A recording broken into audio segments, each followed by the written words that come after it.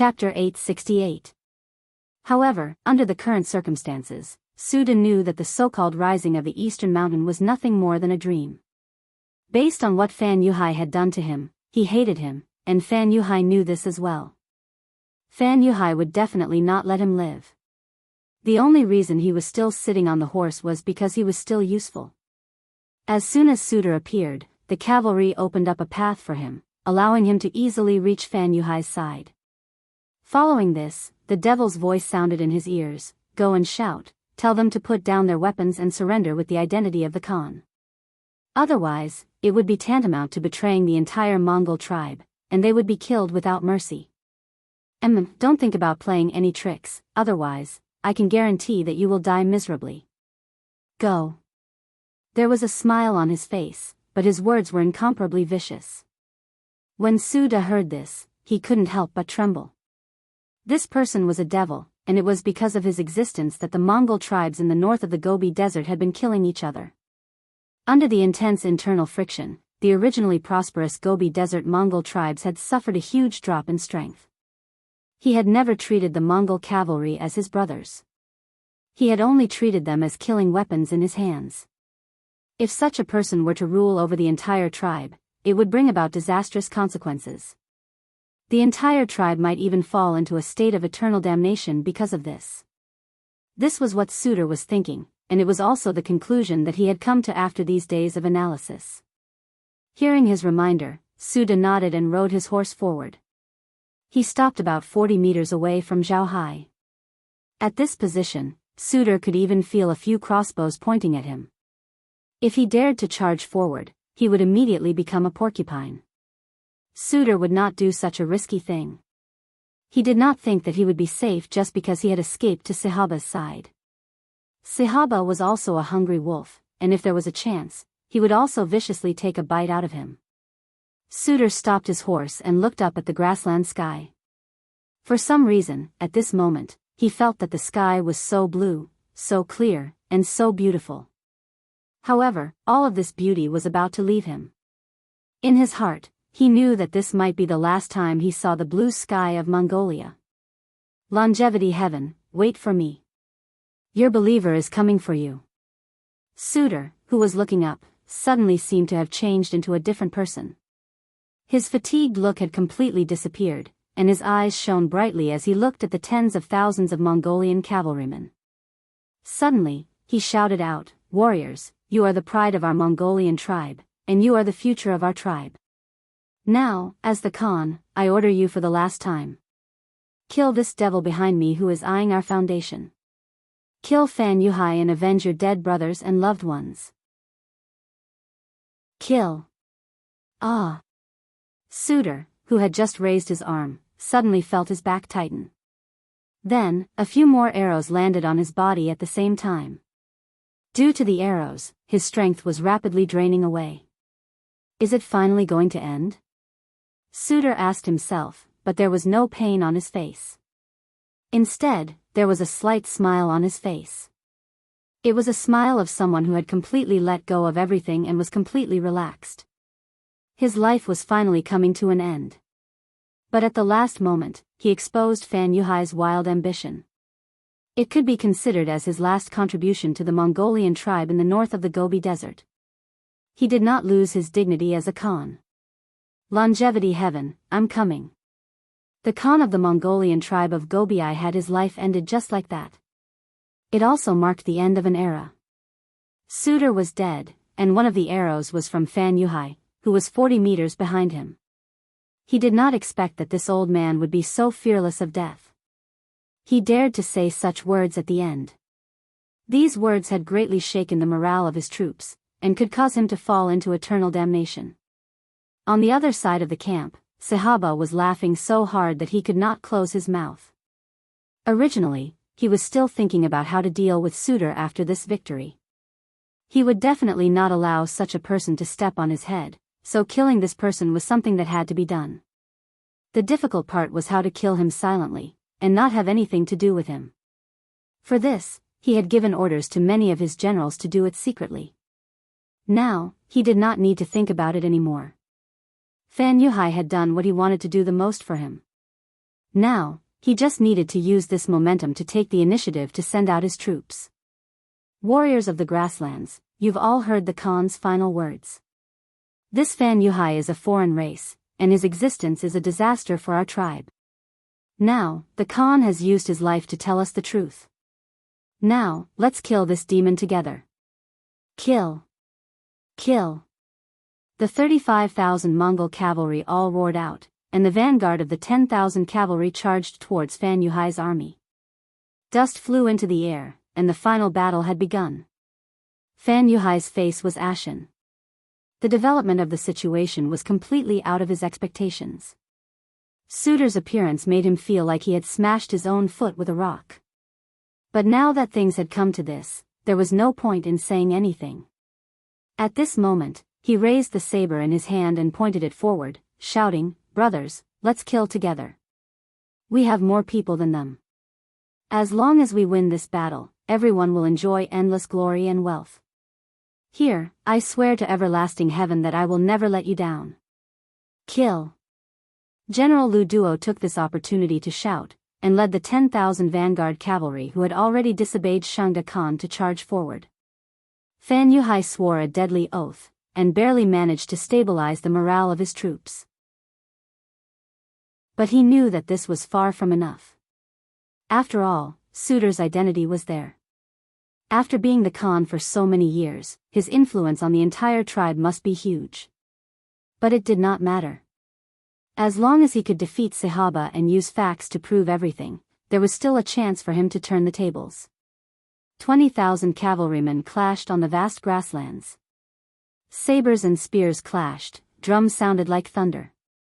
The cavalrymen surged on the battlefield, and the smell of blood filled the air. Sahaba watched as the 10,000 cavalrymen charged into the formation but did not gain any advantage. He could not help but ask the messenger beside him anxiously, "Didn't you say that the Duke of Loyalty agreed to work with us? Why haven't we seen them yet?" This. The messenger was sweating profusely. He did not know how to explain himself. "Humph. Don't tell me they were scared away." Sahaba scolded angrily. "Oh no, they have sent more troops." At this moment, a general's shout attracted Sahaba's attention. As expected, Fan Yuhai had increased the number of troops again. Perhaps Fan Yuhai also knew where their advantage lay. It was precisely the additional 5,000 cavalrymen. Based on this alone, they could completely use this advantage to completely defeat Sahaba. Only by doing so could they eliminate the negative effects of Suda's words before his death. "We will send more troops too. Then immediately send someone to contact the Duke of Loyalty." What are they doing? At this point, Sahaba had no other choice. He could only accompany Fan Yuhai in sending more troops. But he did not forget to ask for Yang Qindong's help. This was his trump card. With the agreement of both sides, another 10,000 soldiers were sent into the battlefield. It was said that more than 10,000 soldiers were boundless. At this moment, 40,000 cavalrymen were fighting together. The scene was spectacular. It was fortunate that this was the grassland, the source of the earth was vast. Otherwise, even if these people stood there without moving, they would not be able to stand on any ordinary terrain. The sound of fighting continued.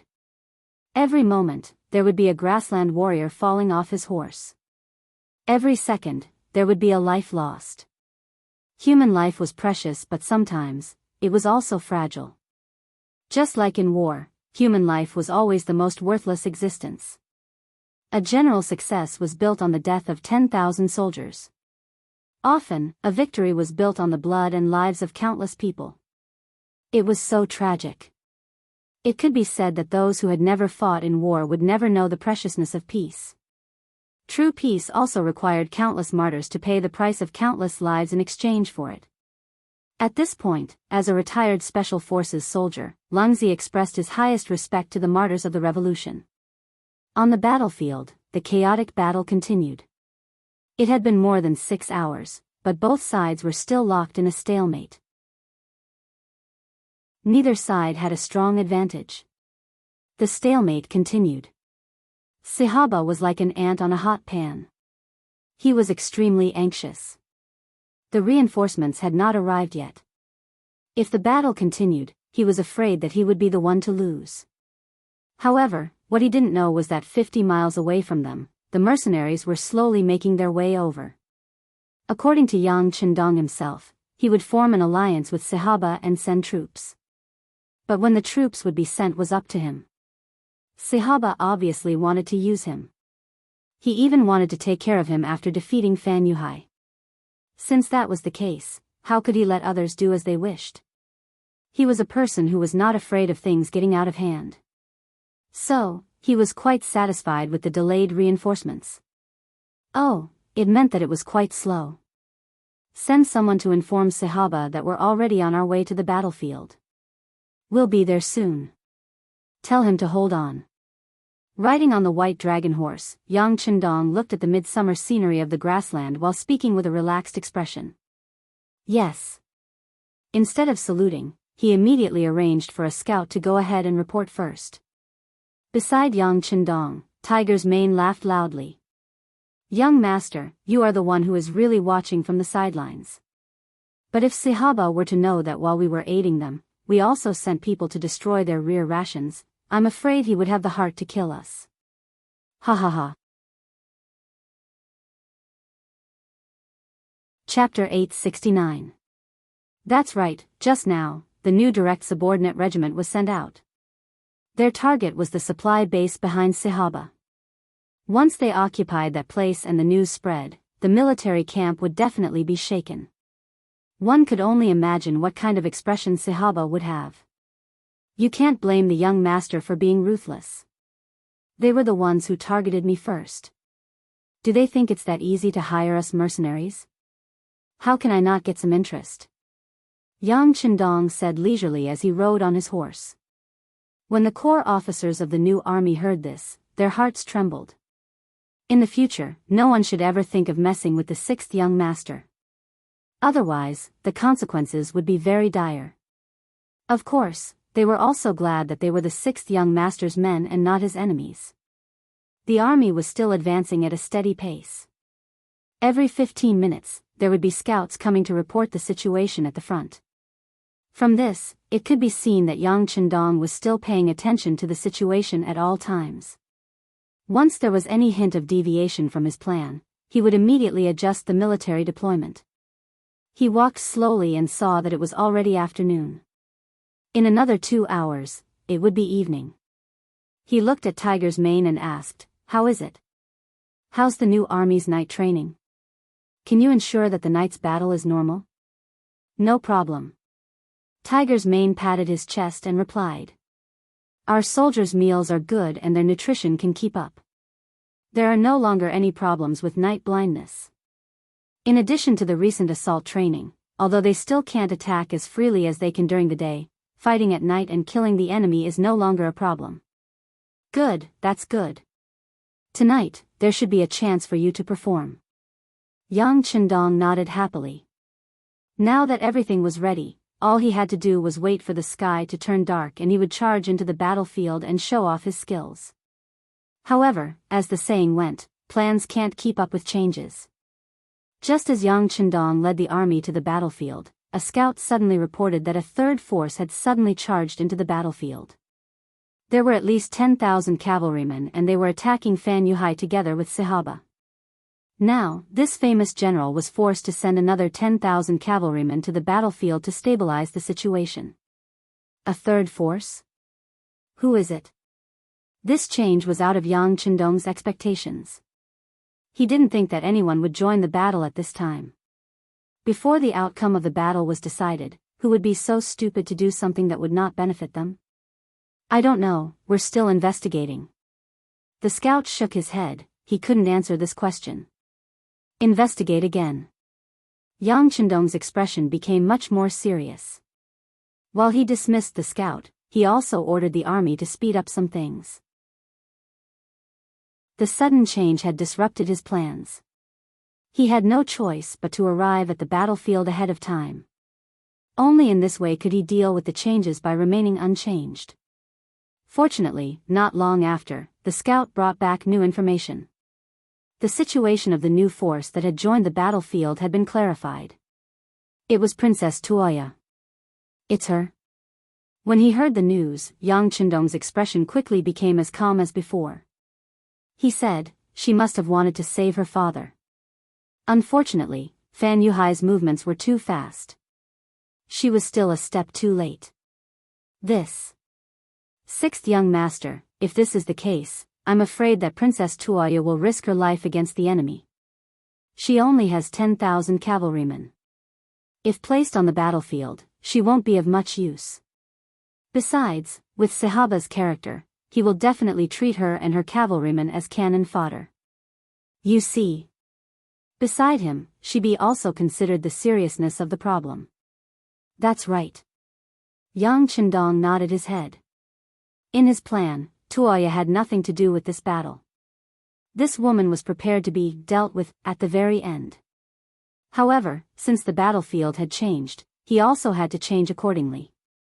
How about this? Immediately order the recruits at the vanguard to speed up and rush to the battlefield as soon as possible. Tell them to do their best to protect the two wings of Princess Tuoya's army. Everything will be decided when the army arrives. Understood. Shibi nodded her head and urged her horse forward. At this moment, on the battlefield, as Yang Qindong expected, Sahaba had indeed treated this woman and the cavalrymen she brought with her as cannon fodder. When faced with Fan Yuhai's reinforcement of 10,000 cavalrymen, not only did he not increase the number of troops, he instead ordered the cavalrymen to retreat as much as possible, leaving the main battlefield to Tuoya and Fan Yuhai's cavalrymen. Sahaba's plan was naturally good. He would first allow these two opponents to fight. When the time came, regardless of which side was exhausted, it would be a good thing for him. Originally, this plan was left for the mercenaries. However, since they hadn't arrived yet, he decided to let Tuoya have a taste of this feeling first. On the battlefield, Tuoya and Na Ri Song led 10,000 cavalrymen and continuously rushed forward. Facing Fan Yuhai's cavalrymen, they didn't retreat a single step. The decisive battle was about to begin. Tuoya naturally had inquired about the situation long ago. Her initial thoughts could be said to be the same as Yang Qindong's.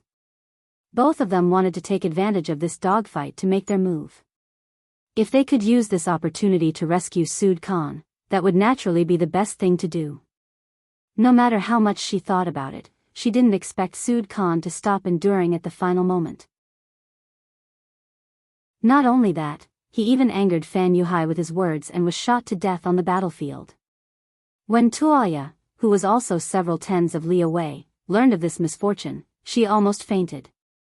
Soon after, she led her army and rushed over without any regard for anything else. She wanted to kill Fan Yuhai with her own hands and avenge her father. Tuoya's appearance on the battlefield a step ahead had indeed caught both sides unprepared.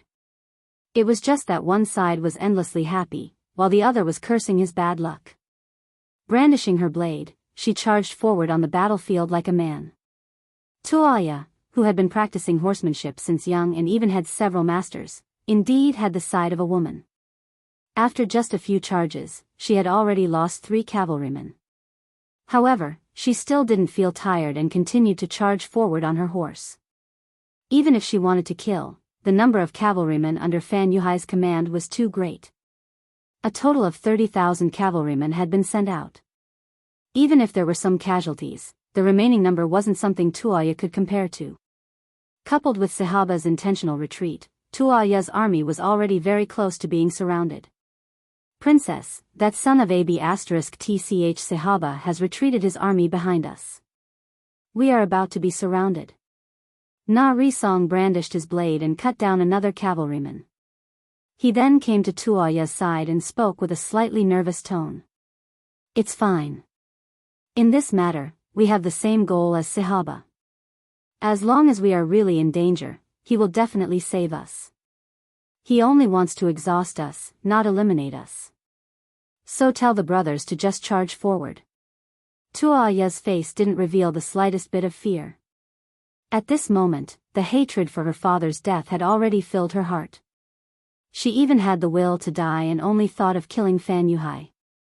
She didn't care about anything else. Tuoya had already gone crazy.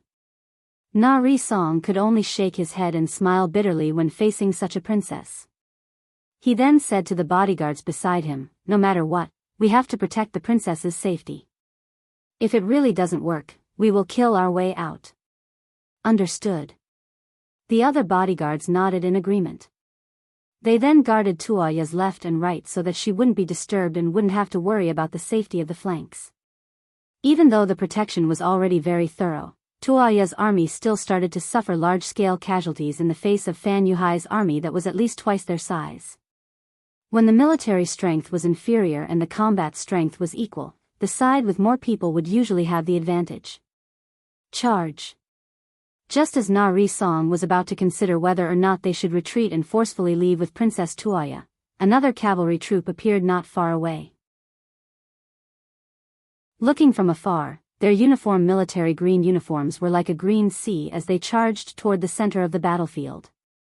The first batch of mercenary reinforcements finally appeared. The one leading the troop was the new army's division commander, Lu Zhua.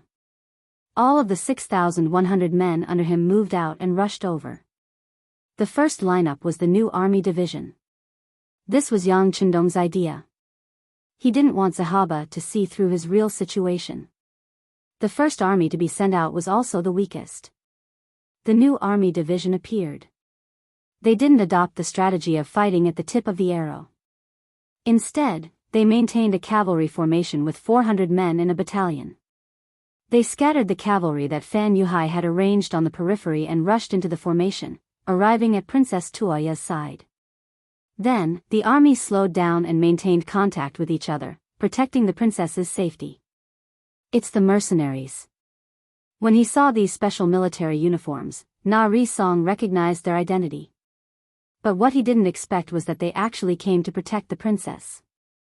When he saw that apart from the front, the left and right wings, as well as the back, there were organized mercenary cavalry troops protecting them, he couldn't help but let out a long sigh of relief.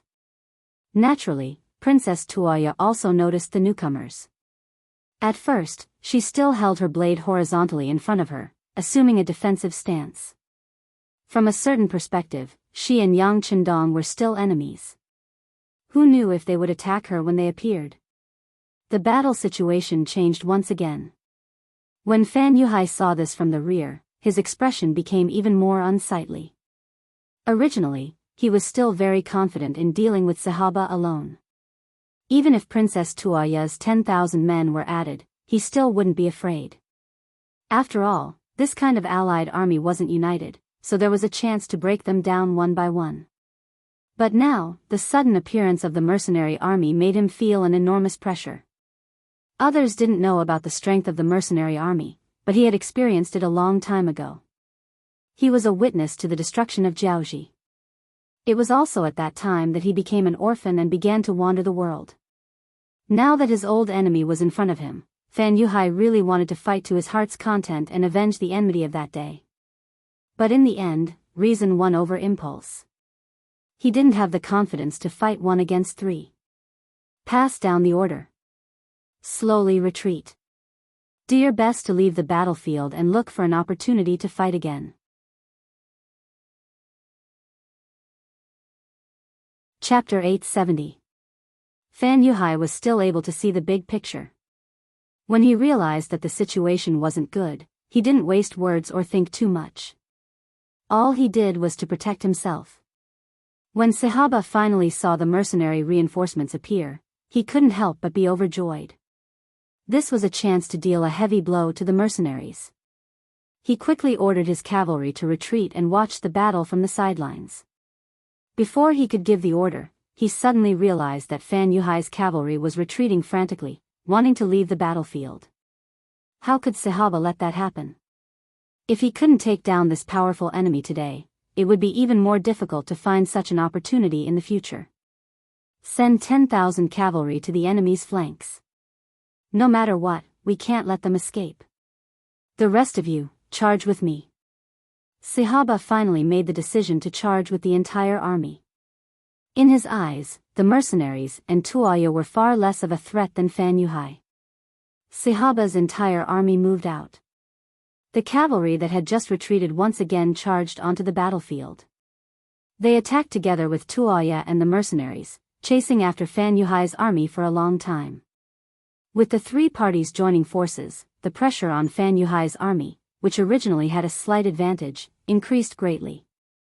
Their military strength was inferior, and their morale was inferior. The control of the battlefield quickly changed hands. From the initial planned retreat, it became a real retreat. Hold on, hold on. Fan Yuhai saw the sudden change in the situation. Facing the pressure of the three parties, he knew that he would definitely lose if the battle continued. He had no choice but to shout in a futile attempt to stabilize the situation. At the same time, he called for Zhang Meng and Lu Duo to discuss the matter of breaking out of the encirclement. We can't. The battlefield is extremely disadvantageous for us. The morale of the soldiers has been shaken.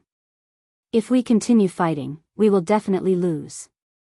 We have to break out of the encirclement before they reach us. After calling for the two generals, Fan Yuhai immediately announced his decision.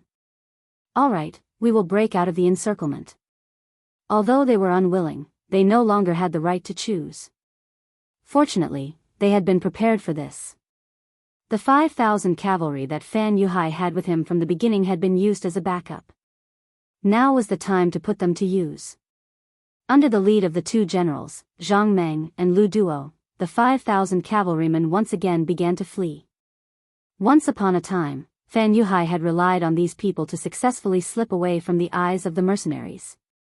When two small countries were destroyed and the alliance of three small countries was defeated, he was still unharmed. Unfortunately, this time, they were facing the grassland cavalry that was determined to kill them. How could it be easy for them to escape? Since they were all cavalrymen, their advantage in speed was gone. Even though these 5,000 men were extremely elite, regardless of weapons and equipment, they were superior to ordinary cavalry.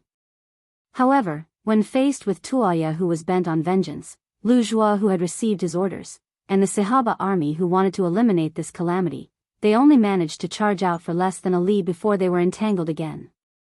Moreover, the cavalry behind them was still increasing in number. General, please leave. Leave this place to me. At the crucial moment, Zhang Meng took the initiative to step forward.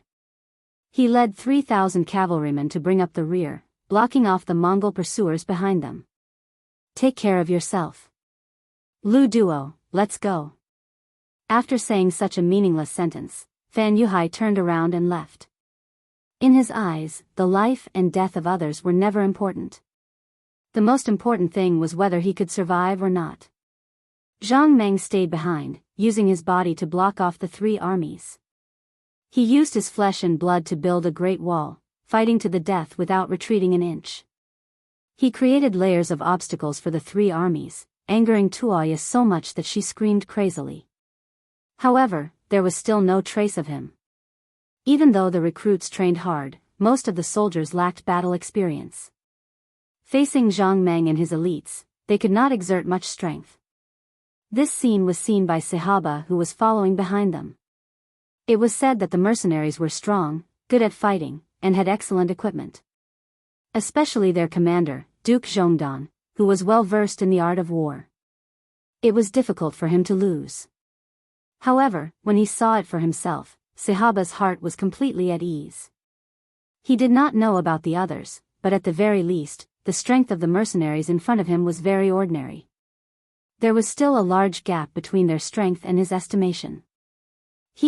If that's the strength of the mercenaries, then it's not a big deal. Men, gather the prisoners on the battlefield. We need to strengthen ourselves. Ah. General, aren't we going to give chase? One of the Kiliarchs asked with a perplexed expression. Chase my ass. There's no chance now. It's more important to strengthen ourselves. Sahaba shook his head. Fan Yuhai's escape was already beyond his reach. Since that was the case, why not face reality and strengthen themselves first?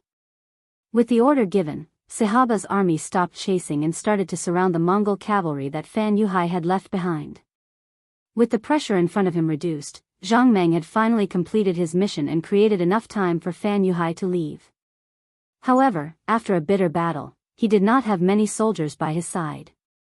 When Naderasong and Lu Zhuo joined forces to attack him, after several clashes, his chest was slashed by a sharp saber, revealing the white bones inside. Zhang Meng was seriously injured. Na Risong and Lu Zhuo struck while the iron was still hot. They attacked him continuously, adding new wounds to his left and right arms. Just when he didn't even have the strength to pick up his saber, Tuoya appeared in front of him. It was this Zhang Meng. Normally, he used the excuse of protecting her father's safety, but secretly spied on her. Tuoya had long hated this person. Since he couldn't catch up to Fan Yuhai, he might as well make an example out of this person. He raised the shiny saber high up and brought it down ruthlessly. Zhang Meng was dead. Fresh blood splattered on Princess Tuoya's face. It was warm, but it also carried her tears. With Zhang Meng dead, the resistance of Fan Yuhai's troops immediately fell into disorder. Other than half of the cavalry who escaped when they saw that the situation was not good, the rest were surrounded by Sahaba's troops and were forced to surrender. At this moment, Sahaba was no longer satisfied with these ordinary captives. He set his sights on Princess Tuoya. Su Dening became the Khan of the Mongol tribe in the north of the desert and was respected by the people. Very few people rebelled. The biggest reason was that he had the blood of the golden family flowing in his body, which was why he was recognized by everyone. If Sahaba wanted to lead these Mongol tribes, there were only two paths he could take. The first was to kill these tribes until they trembled in fear, and then use his powerful strength to force them to surrender. However, in this way, the Mongol tribes in the north of the desert would be greatly weakened. Once other great powers got involved, it would be difficult to resist the enemy. The second path was much more peaceful. He only needed to marry Tuoya and let their child become a Khan. In this way, it was equivalent to having the power of the bloodline. Naturally, he would have a powerful rallying power. How could Sahaba not be moved when he could get a beauty and also obtain great power? Now that the situation was settled, it was the best time to capture Tuoya. Therefore, his army surrounded her. Because Lu Zhuo was too close to them, he was unfortunately surrounded as well. Little sister Tuoya, now that the situation is settled, the murderer of the Khan has been beaten to death by my army. Your great hatred can be considered avenged. Thinking about it, a girl like you must have had a hard time. Why don't you come to my tent and take a short rest? Sahaba continued to flatter himself, shamelessly speaking. How could Tuoya not see through Sahaba's little tricks? If it was said that she originally had a good impression of this childhood friend of hers, it had disappeared in the battle just now. He actually allowed her and Fan Yuhai to fight to the death. Not only did he not help, he even ordered his troops to retreat. If it wasn't for the timely appearance of the mercenaries, most of the cavalrymen she brought with her would have been killed. At that time, would he still be so courteous with her? Many thanks for General Sahaba's good intentions, but my father's blood hatred has not been completely avenged. Fan Yuhai is still fleeing and I still have to lead the army to chase after him. I will come back to thank the general when I have the chance in the future. Tuoya threw down these words and prepared to leave. Wait. Seeing that Tuoya had actually rejected him, it was clear that she refused a toast only to be forced to drink a forfeit. Sahaba finally revealed his true colors. Little sister Tuoya, I will immediately send people to handle the matter of chasing after him. I believe that it won't be long before there is news. Now, please come to my tent to rest. Men, please come with the princess. Who dares? Since the soft approach didn't work, he had to use the hard approach. Without waiting for the cavalry to move, Narasong shouted and came to Tuoya's side, standing with his sword. After this battle, although their strength had been damaged, they still had more than 6,000 cavalry. It was enough to kill a bloody path out. Oh. Little sister Tuoya, must you reject my good intentions? Don't you know who has the final say now? Do you really think that you can break out of this general's encirclement with just your cavalry? Or do you think that these people are willing to give their lives for you? Sahaba said in a mocking tone. His gaze then landed on the cavalry that followed Tuoya.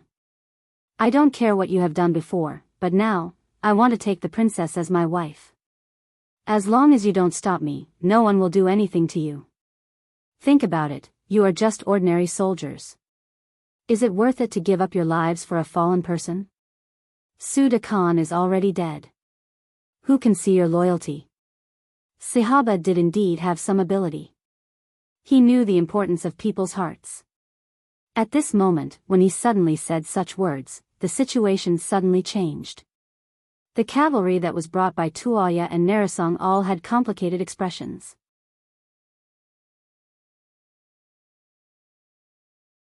Chapter 871. Among them, many of them were willing to follow them because of the hope in their hearts. Once they rescued Suda Khan, they would make a great contribution and obtain countless benefits. But now, knowing that Suda Khan was dead, and more importantly, Sahaba, who had the upper hand, could decide their life and death. If they continued to fight, why would they die? At least half of the 7,000 cavalrymen were persuaded by Sahaba. When Na Rizong saw this change, he sighed. If this was really the case, not to mention threatening Sahaba, it was hard to say if they could even escape. In contrast, Tuoya's expression was normal. Perhaps the blow from her father's death was too heavy that she lost her will to live, or perhaps she had a better understanding of the human heart. Facing the cavalryman who suddenly disobeyed her orders, she did not show much panic. Instead, she turned her wrist and placed the saber on her neck. Sahaba, don't you want to marry me to control the entire tribe? Fine, if I die in front of you, what else can you do? You can't. Seeing Tuoya place the saber on her neck, Na Rizong cried out in alarm. Sahaba's expression was similarly frightening. He did not expect Tuoya to be so unyielding. Even if she died, she would not marry him. For a moment, he was in a dilemma. All right, nothing must happen to the princess, and nothing will happen to her. This is the war god's request. Lu Jua, who had seen everything, could not help but shake his head after seeing the change in the situation. Then, he finally opened his mouth to speak. When Lu Jua spoke, Sahaba, who did not know what to do, immediately found an outlet to vent. He looked at Lu Jua and reprimanded, "What are you trying to do?" War god. The war god said he wanted to form an alliance with us and sent 6,000 of you. Now that we have won the battle, you still want to give orders? Let me tell you, this is wishful thinking. This is the prairie, not the great Ming dynasty. Facing Sahaba's rebuke, Lu Jua's face didn't turn red, his heart didn't beat fast, and his expression was normal. No matter where it is, the word of the war god is valid. Anyone who wants to challenge his authority is the enemy of all of us mercenaries. Only after he finished speaking did the 6,000 new recruits he brought raise their cavalry swords. It was as if they were going to fight to the death with whoever dared to step forward. Compared to the cavalry brought by Tuya, the movements of the 6,000 mercenary recruits were uniform, and their thoughts were also highly unified. This scene made Na Rizong extremely envious. He had to admit that in terms of leading an army, the war god was indeed more capable than ordinary people. Fan Yuhai abandoned the 3,000 cavalrymen and Zhang Meng. Under Lu Duo's protection, he led the 2,000 cavalrymen away. At this moment, the sky was close to dusk, and it was about to get dark. At that time, as long as they didn't light a fire, they could use the night to escape far away without being discovered by anyone. Humph. Ignorant grassland people, one day I will return. At that time, I will kill all of your men and only leave your women for us to reproduce. At that time, you will regret it for the rest of your lives. Fan Yuhai said angrily. Today's defeat not only made his several months of hard work go to waste, but he also lost 3,000 cavalrymen and a valiant general. It was not worth it. Fortunately, he was able to escape in the end. Where there is life, there is hope. With Fan Yuhai's intelligence, it wouldn't be long before he could rise again. Report, there are cavalrymen in front. Report, there are enemies in the left wing. Report, there are enemies in the right wing. Report, there are enemies behind us as well. The scouts' shouts interrupted Fan Yuhai's reverie. At this moment, his expression became extremely tense. If there were only enemies in one direction, it might be a coincidence. But now, there were enemies in several directions, and he was surrounded. This was not a coincidence, but someone's intention. He had clearly charged out of the encirclement, so how could there be enemies here? Fan Yuhai was puzzled, but soon his eyes widened as if he had thought of something. The great Ming's Duke of Loyalty. At this moment, only Yang Chendong could appear outside the battlefield and meticulously design such a complete encirclement in such a short time. What was he trying to do? Was he trying to kill them all? When he thought of how he had caused trouble for others many times, and now that retribution had finally come, Fan Yuhai was no longer as calm and composed as before. He became extremely nervous. Quick, see where there are the least number of enemies. We have to rush out as soon as possible.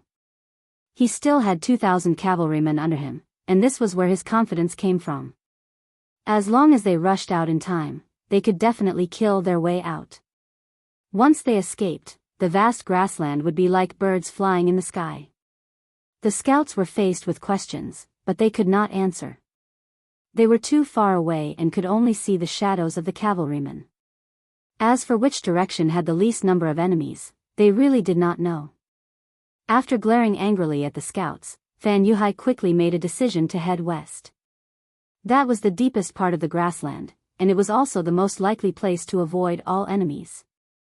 Once the direction was confirmed, he immediately gave the order, and the 2,000 cavalrymen followed him to the west. Several li away, the direction of Fan Yuhai's army was quickly confirmed and reported to Yang Chendong. They're heading west? Immediately send a light cavalry regiment to chase after them and stick to them. Commander Xiao Feng, everything depends on your ferocious tiger regiment. Come, give each of them 2 warhorses. No matter what, this time, you must leave Fan Yuhai's life behind. Fan Yuhai had repeatedly appeared and caused endless trouble, and Yang Chendong had already lost patience with him. What he needed to do now was to seize this opportunity to prevent future troubles. As for Division Commander Lu Zhua, it was now almost dark, and there would probably be no battle. Moreover, it would not be too late to go over after he had settled the matters here. On the battlefield, Lu Zhua's sudden support for Tuoya had indeed caught Sihaba unprepared. Considering that it was almost dark, he finally gave up on the idea of immediately starting the battle. In the dark, no one could see each other clearly. If Tuoya were to escape, then the gains would not make up for the losses. Men, set up camp and surround this place. Don't let a single person leave. Of course, it's a different story if there are people who surrender. Sihaba glanced at Tuoya again and revealed the laughter of a victor. Let's take advantage of the night and kill our way out. Princess Tuoya gripped the blade at her neck and spoke with a rather heroic spirit. No. Without waiting for Na Raizong to nod, Division Commander Lu Zhua suddenly shook his head. Although he did not know why the 6th young master had yet to appear with his army, he firmly believed that he would not be abandoned. He only needed to wait a little longer. Once the army arrived, all dangers would be resolved. Why? Tuoya asked with a face full of dissatisfaction. Let's wait a little longer. The war god's army is already not far from here. The princess can't bear to see the 3,000 brothers following you die, right? Lu Zhua knew that it was useless to say more, so he used the cavalry brothers who were still willing to stay behind as a guarantee. Of the 7,000 cavalry soldiers who were still alive, more than half had already been persuaded by Sihaba and left with him. However, there were still 3,000 brothers who stayed behind. Just based on this, the burden on Tuoya's shoulders was still very heavy. How about we wait a little longer? Na Raizong suggested after muttering to himself for a while. He was not afraid of death. Since he chose to stay behind, he had already disregarded life and death. However, he did not want to die so muddle-headedly like this. If that happened, even if he went to see Su de Khan, he would not have the face to explain himself. Na Raizong relented. Tuoya nodded after a moment of hesitation. All right, then let's wait a night. If Sihaba uses force, I will not give him any chance even if I have to commit suicide. The princess's unyielding character is admirable. Lu Zhuo cupped his fists and replied. Then, he arranged for the soldiers to light up a bonfire. This would not only provide warmth in the night, but also illuminate the surroundings to prevent a night attack. Lu Zhuo's every move was very careful. Sahaba did not mind. He still had many things to do. He had recruited 20,000 people in one go. What he needed to do now was to pacify the hearts of these people. Once this matter was settled, when dawn came, he would be able to command these 40,000 men to launch an attack. At that time, the entire Mongol tribe of the Gobi Desert would only respect him. Everyone had their own wishful thinking, and the cavalry formation that had been fighting for the whole day became quiet. Both sides were intentionally restraining themselves, waiting for the arrival of dawn. On the grassland less than 100 li away, at this moment, Fan Yuhai was surrounded by the mercenary cavalry. The speed of the light cavalry was very fast. After figuring out the direction of their escape, they quickly caught up. Relying on the advantage of speed, they quickly entangled Fan Yuhai's troops. The sound of arrows piercing through the air could be heard constantly, greatly slowing down the speed of their advance. Helpless, Fan Yuhai could only divide his troops again. He arranged for Lu Duo to lead 1,000 men to charge out under his banner, attracting the attention of the mercenaries. Facing Fan Yuhai's military order, Lu Duo's eyes revealed a look of disbelief. General, if we combine our forces, we may still be able to fight the enemy. If we split up, I'm afraid we won't even have the strength to fight. Thinking about how Zhang Meng had stayed behind because he had split up his troops, and now that he was probably dead, he did not think highly of splitting up his troops. At worst, he would just stay behind and fight the enemy. Killing one was enough to break even, killing two was still a gain. We can't. If we split up, there is still a chance. If we combine our forces, there will be no chance at all. Lu Duo, are you not going to listen to this general's orders? Didn't you say that your life is mine? Even if you die, you will ensure my safety? At this moment, Fan Yuhai finally revealed his true nature.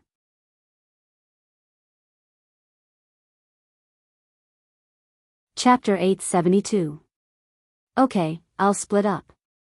Lu Duo knew that from this moment on, his friendship with Fan Yuhai was completely broken. It was only now that he realized how selfish the person he followed was. He had always been a chess piece in the other person's eyes. Just like that, the 2,000 cavalry were split into two groups. Lu Duo took his people and left under his banner. It did attract a portion of the pursuers, but there were still people chasing after him. Clearly, the strategy of splitting up the troops was just like what Lu Duo said. It was not practical. At least, it was not practical when facing Yang Chendong. Fan Yuhai knew that the biggest crisis of his life was coming. He kept trying to split up 300 men to block the light cavalry regiment's pursuit while thinking of a way to escape into the distance. However, the light cavalry regiment's advantage was that they were fast. It was not something that could be easily shaken off. Ma Xiongxian's light cavalry regiment did not have the intention to fight Fan Yuhai's troops head-on. They just followed from a distance and attacked with bows and arrows. Once they found that the enemy had split up, they would immediately send people to encircle and annihilate them. This kind of divide-and-conquer tactic was very troublesome. The more they split up, the more they would lose. It didn't take long for the 300 cavalry soldiers to be annihilated by the mercenary light cavalry regiment. When they caught up again, Fan Yuhai didn't dare to split his forces. He only rushed towards the west, hoping to find some favorable terrain that could allow him to escape. A person's luck could not be so good forever. Fan Yuhai, who had escaped many times, finally encountered a hard rock. In the early hours of the morning, a large army blocked his path. It was the fierce Tiger Regiment that came here in a roundabout way on Yang Chendong's orders. Commander Xiao Feng had been waiting here for a long time. Finally, the target appeared. Ever since he came to the grasslands, Xiao Feng had yet to show his skills. This time, he held back all his strength. With a loud shout, 1,000 guns fired. The bullets drew a red line across the night sky. Fan Yuhai's troops that were coming from the front were immediately hit hard. Even Fan Yuhai, who was running at the very front, did not fare well. A bullet coincidentally hit his mount, throwing him off his warhorse. Blow the charge horn. Although he couldn't see the situation in front of him clearly due to the distance and the darkness, there was no doubt that the bullet had severely injured the enemy. Immediately, Xiao Feng gave the order to charge. The 3,200 men of the ferocious Tiger Regiment moved out and arrived at the battlefield very quickly. Another round of gunfire rang out, but the enemy cavalry who refused to submit were all killed. Only about 400 of them were left, either injured or scared out of their wits. They knelt on the ground and surrendered. Capture them all. Let's see if Fan Yuhai is dead or not. Xiao Feng commanded the soldiers to quickly enter the battlefield with torches in hand, beginning to clean up the situation. He's here. Fan Yuhai fainted from the fall. Some of the faster warriors found Fan Yuhai, who had fallen off from his horse, lying on the ground weakly. The cunning Fan Yuhai was cunning. The warhorse that was traveling at high speed suddenly fell down, causing him, who was on the back of the horse, to be seriously injured. Good, let's capture him and bring him away. Xiao Feng's face lit up with joy as he finally caught Fan Yuhai. At this time, the light cavalry regiment also rushed over. While Ma Xiongxian went forward to check the situation, he reported to Xiao Feng the situation of the other enemy cavalry. That Lu Duo's luck isn't too good. He met the heavy cavalry regiment. This time he'll be in trouble. Oh, that's really bad luck. When Xiao Feng heard that the heavy cavalry regiment had moved out, and they just happened to meet Lu Duo, he immediately gave up on the idea of going to support them. In the new army, if the heavy cavalry regiment said they were first in terms of cavalry combat ability, naturally no one would dare to say they were second. The situation over there was basically stable. Just as the two regiment commanders expected, Lu Duo was quickly killed when he met the heavy cavalry regiment. This was not to say that he was incompetent. It was just that the combat strength of the heavy cavalry regiment was too ferocious. Their heavy equipment was almost impenetrable, and their 3-meter-long broadswords were like Buddha killing Buddha. In just 3 rounds, more than half of the 1,000 cavalrymen were lost. As the main general, Lu Duo was even beaten off his horse under the joint attack of 4 heavy cavalrymen and became a captive. At this point, the escaping Fan Yuhai's troops were all killed and captured. The situation was set. 4 hours later, the army gathered beside Yang Chendong. Looking at the sky that was about to brighten, the 6th young master said, "There's still a big battle waiting for us brothers.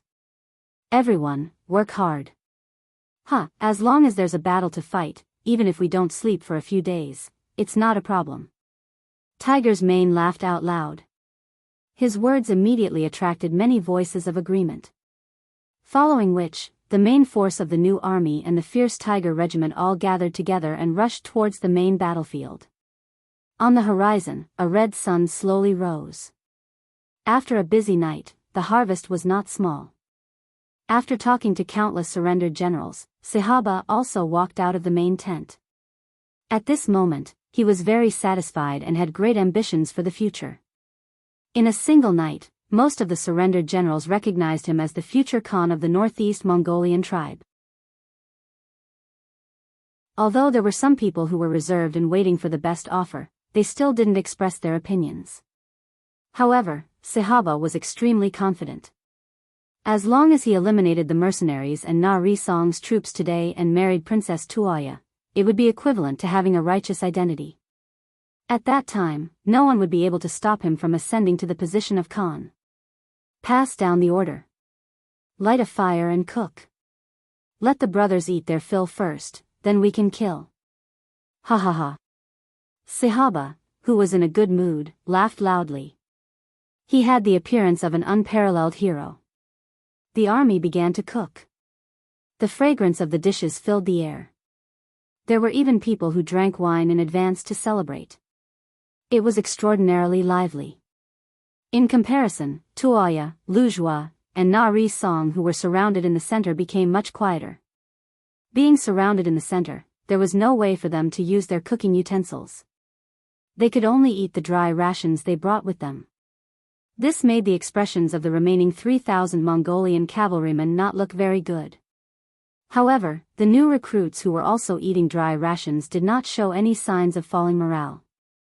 They silently gnawed on their dry rations and looked at the enemy cavalry around them. Perhaps they knew that it wouldn't be long before the 6th young master appeared with the main force. At that time, it would be time for them to hold their heads high. At that time, even if they ate large pieces of meat and drank large bowls of wine, it wouldn't be a problem. Tuoya was also eating in small bites. Her gaze constantly moved between the two armies.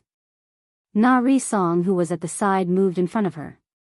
"Princess, the war god is indeed good at leading troops. Look, their soldiers' morale is not affected in the slightest by the environment. It is truly amazing. It is very amazing." Tuoya sighed from the bottom of her heart. That war god was the person she admired for a long time. Unfortunately, fate made fools of people. Everyone became enemies and it would be difficult for them to become friends. As if he wanted to use this method to affect the morale of Tuoya's army, Sahaba was not in a hurry to attack. His breakfast actually lasted for a full 2 hours. He originally wanted to continue and subdue the enemy without fighting. However, a sudden news broke his good mood. A scout suddenly reported that the supply base at the rear had been occupied by the mercenaries. The remaining 2,000 cavalrymen were either killed or captured. In short, it had nothing to do with him anymore. Before the army moved, the supplies would move first. Without supplies, who would be willing to follow you and work for you? Sahaba, who heard the news, was naturally furious. In a fit of anger, he threw the mutton in his hand to the ground and pulled out his cavalry sword. He roared loudly, "The mercenaries are too much. Since that is the case, don't blame me for being merciless. Men, gather the army and prepare to attack." Sahaba was finally enraged. The army also began to gather and prepare to attack. Tuoya and the rest also gripped their cavalry swords tightly, ready to fight to the death at any time. Just as both sides were preparing for the attack, a bloody battle was unavoidable. In the distant grassland, wind and thunder suddenly rumbled. Looking from afar, a sea of military green was rapidly approaching. "Not good, it's the mercenaries." The sharp-eyed scouts finally discovered the enemy. As they sprinted madly towards the camp, they shouted loudly. This news instantly spread throughout the entire camp. Those tribal generals who were prepared to assist Sahaba immediately lowered their sabers once again. Before seeing the situation clearly, they would not casually make a move. They only had one chance to gamble, so they would not casually make a move. "Bastards, who told you to shout?" Sahaba saw that the army was moving because of the scouts' shouts. While he angrily reprimanded the scouts for spreading the news, he also hurriedly mobilized his cavalrymen. He had already seen the strength of the mercenaries before. There was nothing to be afraid of. As long as he could defeat the mercenaries in this battle, the initiative would be in his hands again. 25,000 cavalrymen were assembled one by one. They were fully armed and ready to fight back against the mercenaries. Commander Lu Zhua, who was surrounded in the middle of the battlefield, sharply discovered an opportunity. He first looked at Tuoya and Naderisong and said, "Princess, General Naderisong, now is the time for us to fight back. While no one is paying attention to us, we will send our troops to Sahaba's central army. As long as we break the formation there, they will definitely lose." "Okay." Tuoya and Naderisong both replied in unison. From a certain perspective, if it wasn't for Sahaba's coercion, Sud Khan might not have died. Just based on this point alone, they would do their best. Sahaba continuously arranged his cavalrymen in front of him. With 25,000 cavalrymen in his hand, his heroic spirit rose. Naturally, he was not afraid of the mercenaries' charge. On the contrary, he wanted to use this battle to show everyone who was the real hero of the grassland. Kill. While he was immensely pleased with himself, suddenly a wave of battle cries came from the side. Tuoya and Lu Zhua's troops had joined forces. close to 10,000 cavalrymen suddenly charged over. They were already less than 3 li away from Sahaba's central army.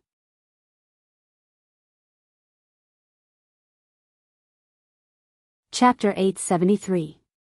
Quick! Stop them! Stop them! Seeing this sudden attack, Sahaba turned pale with fright. He was only thinking about dealing with the mercenaries coming from afar and had forgotten about the 10,000 enemies that he had already regarded as meat in his bowl. Now, he could only watch as the mercenaries came closer and closer. Along the way, the cavalrymen who had surrendered to him last night actually did not stop them. Instead, they took the initiative to open up a path. They were clearly here to watch the show. Knowing that he had miscalculated, Sahaba was shocked. At the same time, he hurriedly moved the army to block Tuaya's troops. This time, he had made another bad move. Originally, the main army's cavalrymen had already been arranged. With the advantage in numbers, even if the mercenaries rushed over, it would be impossible for them to break through the defensive line in a short period of time. However, with this move, the front army's formation was thrown into chaos, giving the attacking mercenaries an opportunity to attack. The commander of the new Tatar division, Suhi, who was charging at the front, seized this opportunity and launched a continuous and fierce attack with the tip of the arrows. He had never seen such a formation before and had no experience in dealing with it. In addition, the front army was originally on the move. In the chaos, they were forced to retreat again and again. The cavalry formation formed by more than 12,000 men was thrown into chaos and even collapsed. The cavalrymen in the front began to lose. Tuaya and the others from the side also charged forward. The distance between the two sides was less than a li. Moreover, from the looks of it, no one could stop the enemy's charge.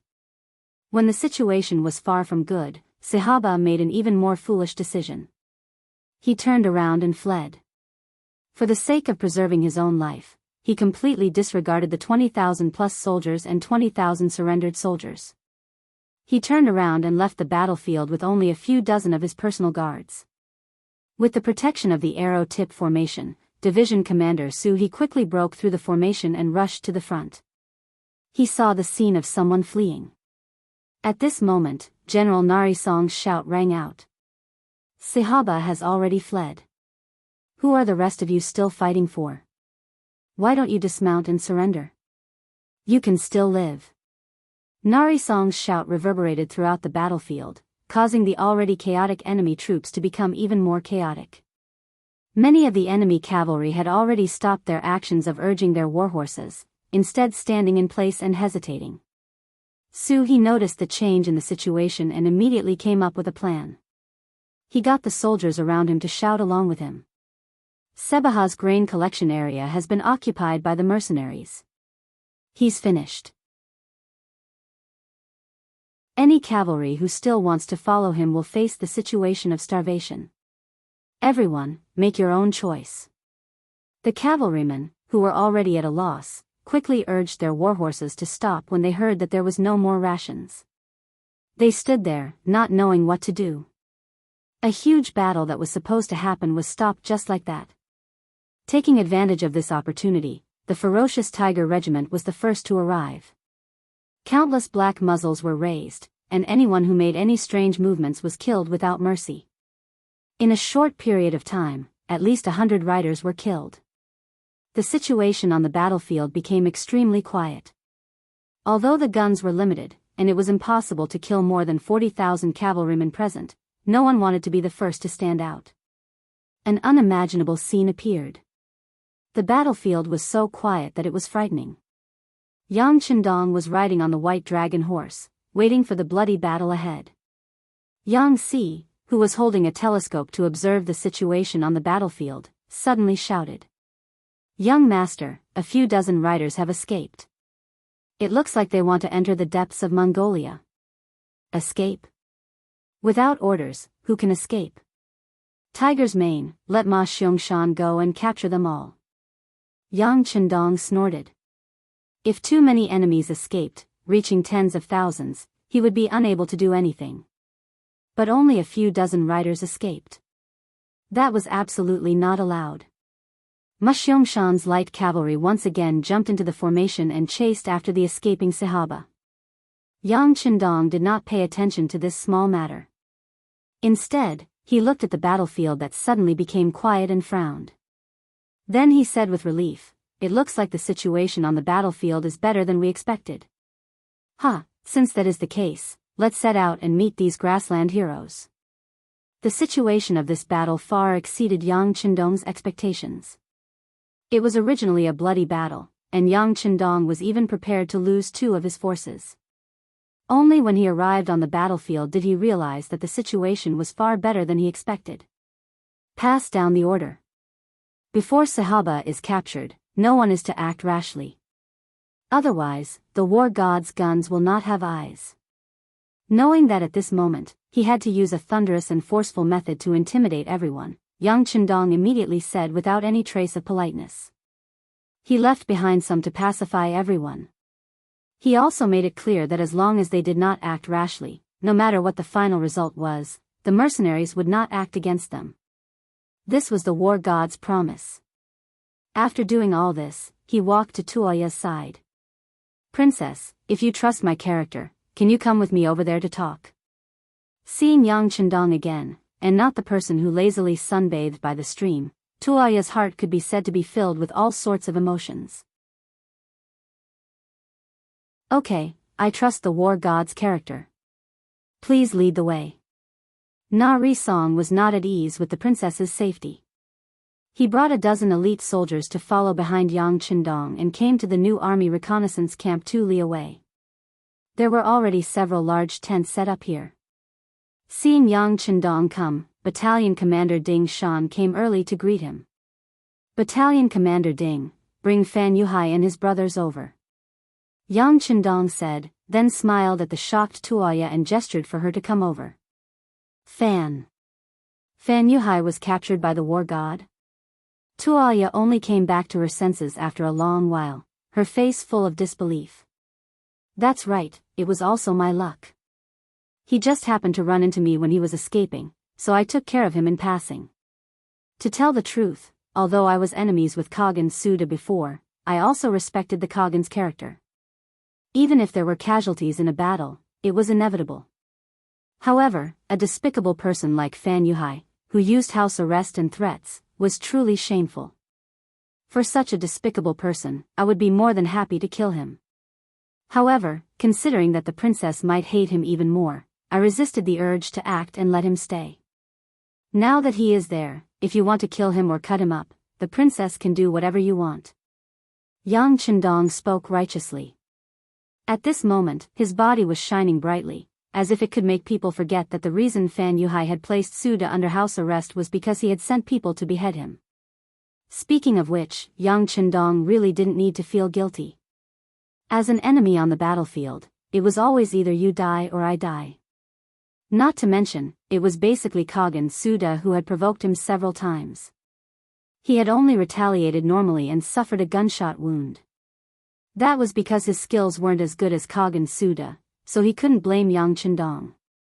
Tuoya also knew this, so in her heart, she had never blamed Yang Qindong. Now that she heard that he had brought her father's murderer to her, she immediately bowed and said gratefully, "Thank you, war god. Since that's the case, I want to kill this person, can I?" "Of course, I just said, if you want to kill or cut him up, please do so." Yang Qindong nodded without hesitation. For someone like Fan Yuhai, even if Tuoya didn't kill him, he would still kill him. Since that was the case, who did it, what did it matter? Under everyone's gaze, the tied-up Fan Yuhai was brought in front of Tuoya.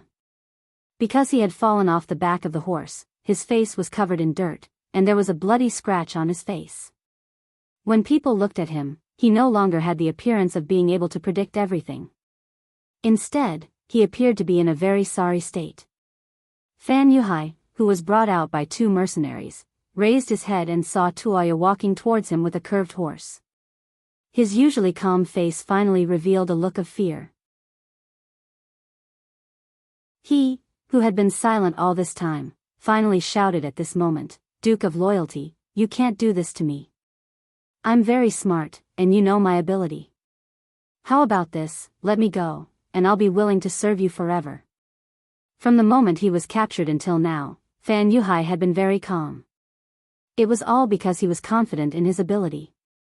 Just like when he appeared in front of Kaghan Suda, Kaghan Suda knew that he was ambitious, but still put him in an important position. In the end, this was the personality of the strong. They always believed that they could control everything, that they were the most powerful people in the world, that there was nothing they couldn't solve. Because of this, Fan Yuhai believed that Yang Chendong wouldn't kill him. Instead, he might put him in an important position. With the mentality of waiting for the best offer, Fan Yuhai appeared extremely calm. He was waiting for the other party to discuss conditions with him, waiting for the other party to haggle. However, when he saw Princess Tuoya appear, he knew that things didn't develop as he imagined. Instead, there was a huge problem. Although he didn't know where the problem came from, he thought that he would definitely be useful. As long as he lowered his head, Yang Chendong shouldn't do anything to him. At this moment, Fan Yuhai no longer had the demeanor of a famous general. Perhaps he knew that if he didn't work hard, he might lose his life. At this moment, he was shouting crazily, as if he was afraid that Yang Chendong wouldn't hear him. Yang Chendong naturally heard him. At this moment, he was standing beside Lu Duo and the other cavalrymen who had followed Fan Yuhai for many years. He then looked at these cavalrymen with a tone that carried hidden ridicule, saying, "All of you, listen carefully. This is the general you've always been loyal to, this is the leader who is omnipotent and omniscient in your eyes. Humph. To be honest, he really isn't all that great. At the very least, when facing death, his performance isn't even as good as some soldiers with unyielding characters." Yang Chendong shook his head. At this moment, he was extremely disappointed in Fan Yuhai. Not long ago, he had still treated this person as a dish. However, everything that happened now proved that he had indeed overestimated this opponent. At the very least, when facing death, Fan Yuhai didn't display the backbone that he should have. So what if this kind of person was capable? There would still be a day when he would betray him out of fear of death.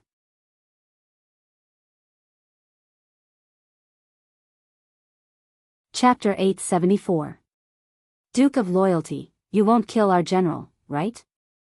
Are you just testing him? Lu Duo, who was tightly tied up, struggled to get up.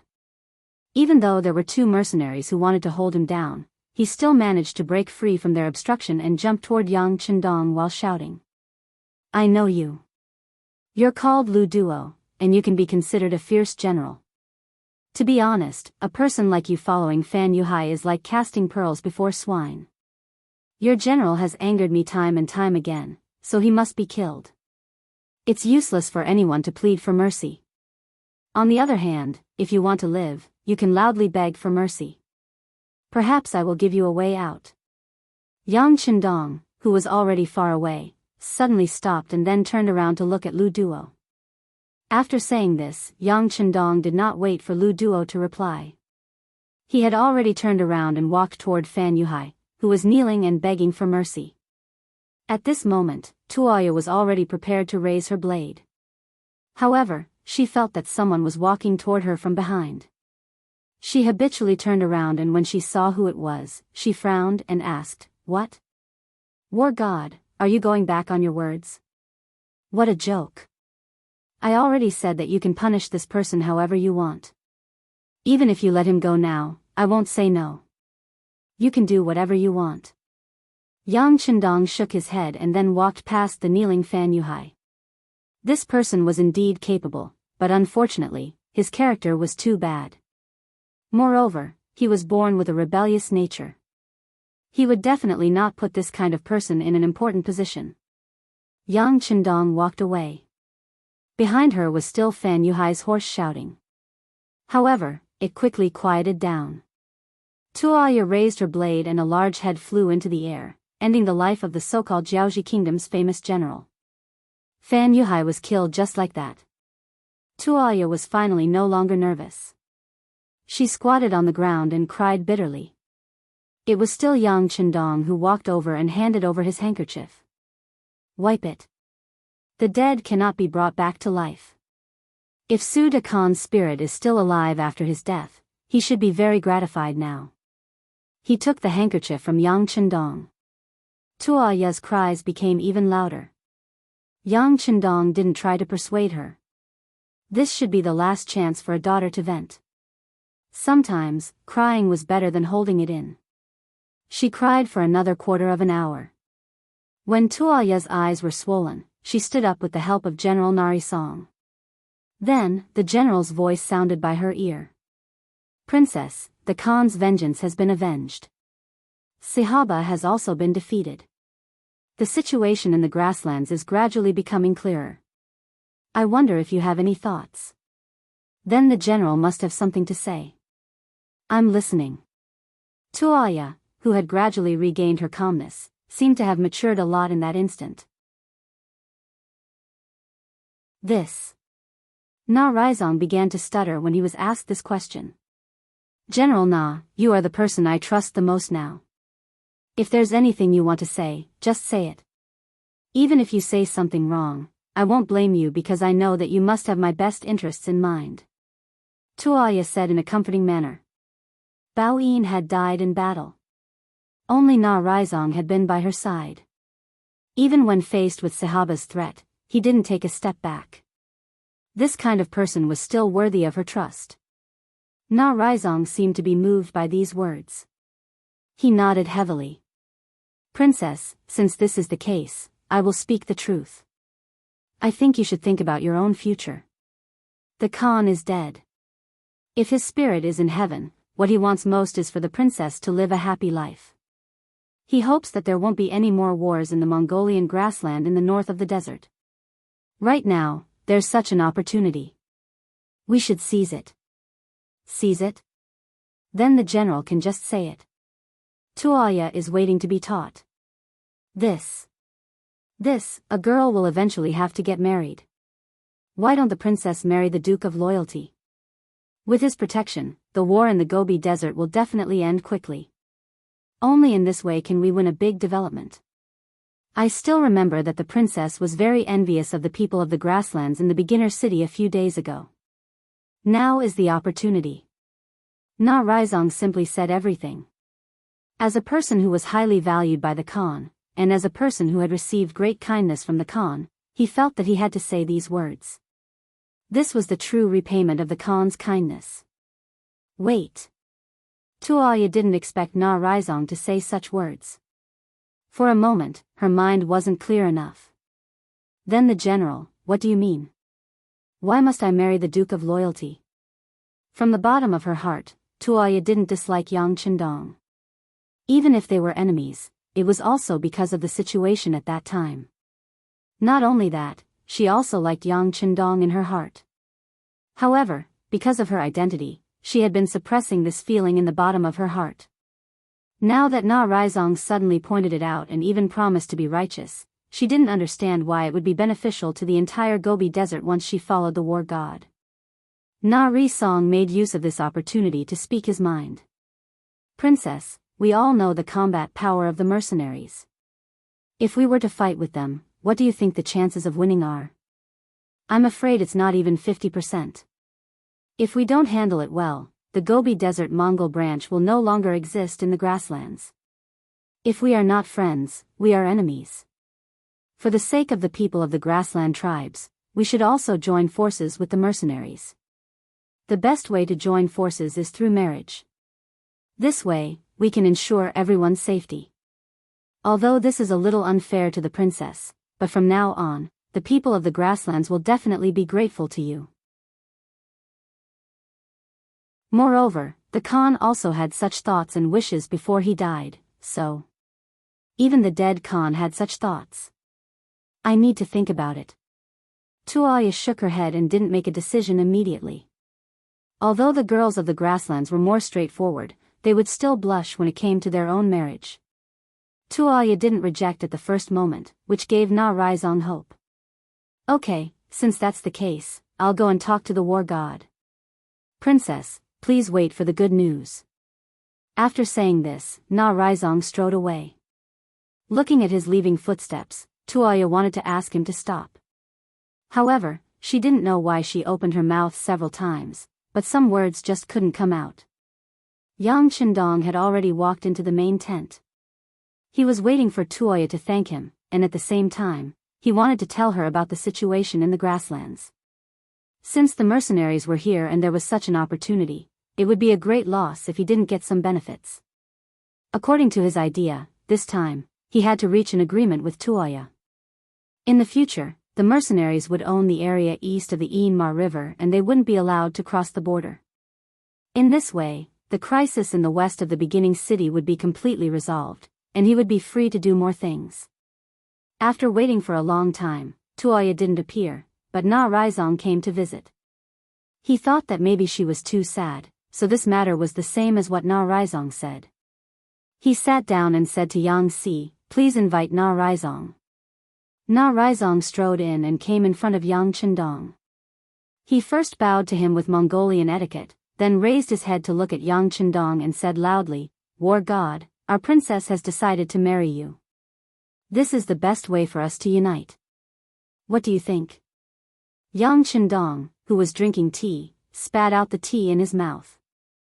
Fortunately, the two of them were 5 meters apart, so he didn't have to worry about the tea splashing on others.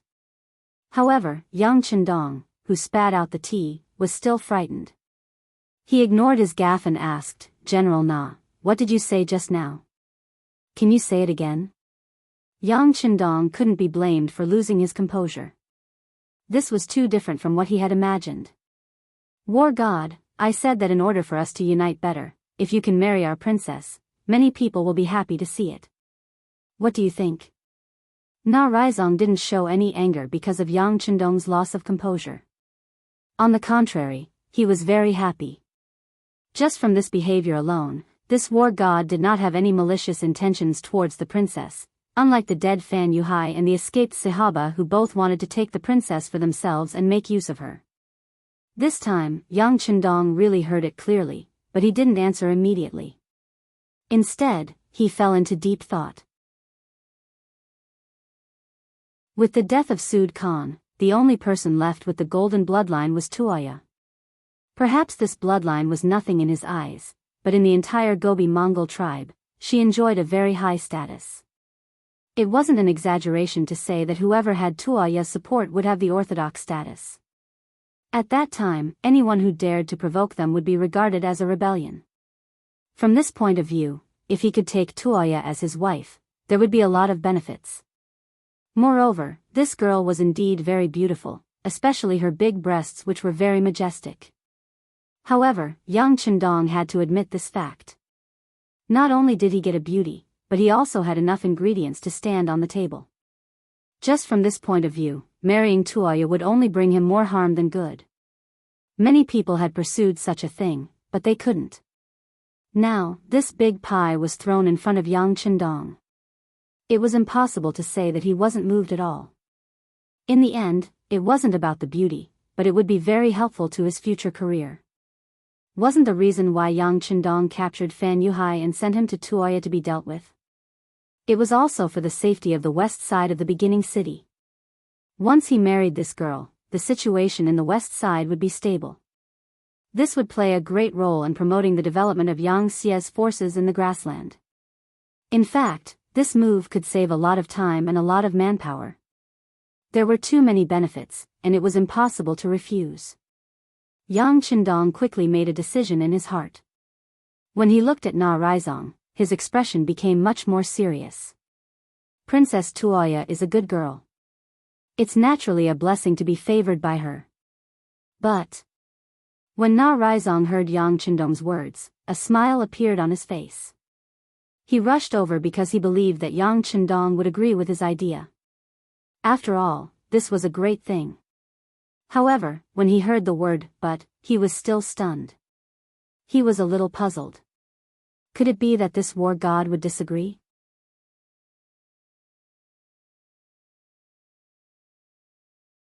Chapter 875. Under Na Raizong's suspicious gaze, Yang Chendong continued, "However, I already have 5 wives, and there's still one that hasn't been married.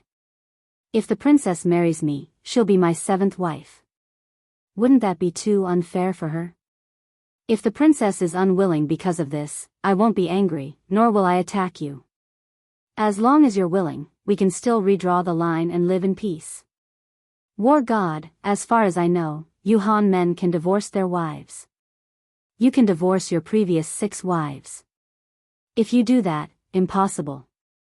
Since I have married them, no matter what their identities are, they will always be my women. This will not change for the rest of my life. It's just like how if the princess marries me, nothing will change for the rest of my life. If that's what you're thinking, then I'm sorry, but please don't say such things in the future. Let's not talk about marriage. Let's talk about how to draw the line. Yang Chendong firmly interrupted Na Raizong. Although Tuoya's status was very noble, it was impossible for him to abandon his other 6 wives for the sake of this woman. Na Raizong could only sigh at Yang Chenjiang's decisiveness. All right, I'll tell the princess your intentions.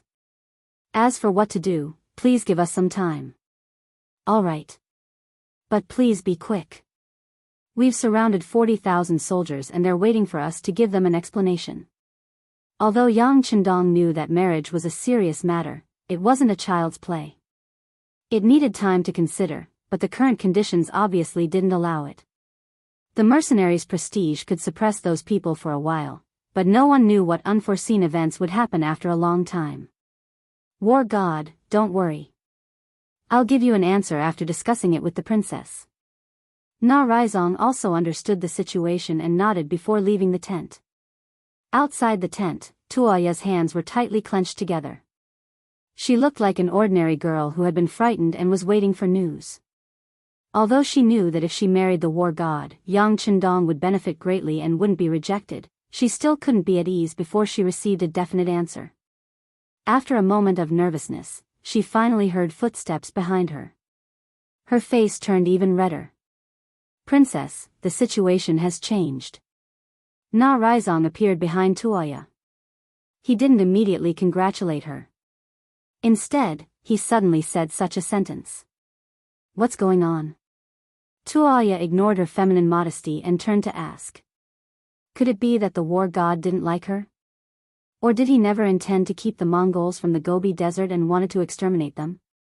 Facing the question, Na Raizong truthfully recounted what had happened in the big tent just now. When Tuoya heard that Yang Chendong had 6 wives and that she was only the 7th, her expression turned ugly. Na Raizong saw all the changes on Tuoya's face and concluded that the princess still liked the war god. Since that was the case, he coughed lightly to attract her attention and said, Princess, in my opinion, this is a good thing. This proves that the war god values relationships. Oh, what do you mean? Tuoya asked in confusion. Princess, think about it. With your status, if you say that you want to get married, who knows how many men will break their heads? When that time comes, even if they have a wife, I'm afraid that they will abandon her without hesitation. But is this kind of love reliable? If they can abandon other women for you, who knows if they won't do the same thing in the future? The war god knows this, but he still said the truth and didn't back down. Doesn't this mean that if you marry him, you won't have to worry about any accidents in this life? Isn't that a good thing? Na Raizong explained with a straight face. Ah. You can say that? Tuoya was shocked. Of course you can say that. In fact, with the war god's fame, whether it's on the grasslands or in the prosperous Great Ming Dynasty, there should be countless women who want to marry him. But until now, he only has 6 wives. This shows that he has never been blind when it comes to choosing women. Now that he's telling us this in advance, it proves that he's magnanimous and honest. How can a man like this not be reliable? Not to mention, if he wanted to, how many women wouldn't he have? Why is there a need to restrain yourself like this? Na Raizong was still talking non-stop, and Tuoya's thoughts were also changed because of these words. It was as if the image of a perfect man had appeared in front of her. If she gave up because of this, it would definitely be the biggest mistake in her life. All right, I'll go see him. I want to have a chat with him. Tuoya finally made a decision. She didn't care about how many wives Yang Chendong had. She cared more about whether this man cared about her or not. Tuoya and Na Raizong arrived outside the tent together. Yang Si had been waiting for them and directly led them into the tent. At this moment, Yang Chendong was also sitting precariously, but for some reason, he was more nervous than usual. After entering the tent, Na Raizong took the initiative to retreat to the side and stood together with Yang Si. He completely handed over the initiative to Tuoya. War God, are you really not willing to give up your wives for me? You should know that I have the bloodline of the Golden Family. If you marry me, the entire Mongol desert will listen to your words, listen to your orders, listen to your... Don't say any more. I won't give up on them. Yang Chendong directly interrupted Tuoya. Although it was a little heartless, it was also very decisive. This was his bottom line. He would not allow anyone to provoke him, even if there were great benefits in front of him. After being rejected on the spot, Tuoya's expression flashed with a hint of melancholy. Yang Chendong also sighed in his heart. He knew that it was very likely that things would fall through, so he simply gave up the idea of a marriage alliance.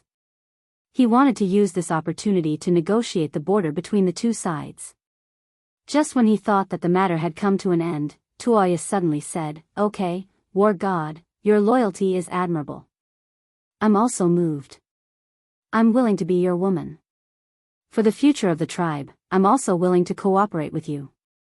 I'll listen to everything you say in the future, but I have one more condition." What condition? Yang Chendong, who was surprised, was no longer as calm as before when he encountered anything. He was really shocked by Tuoya's words. However, when he thought of the condition, he instinctively became more careful.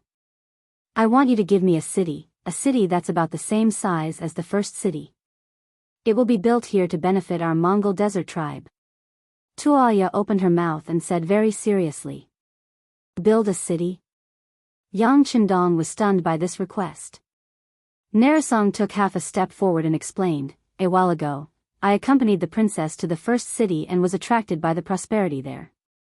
The Mongolian people living there were very happy.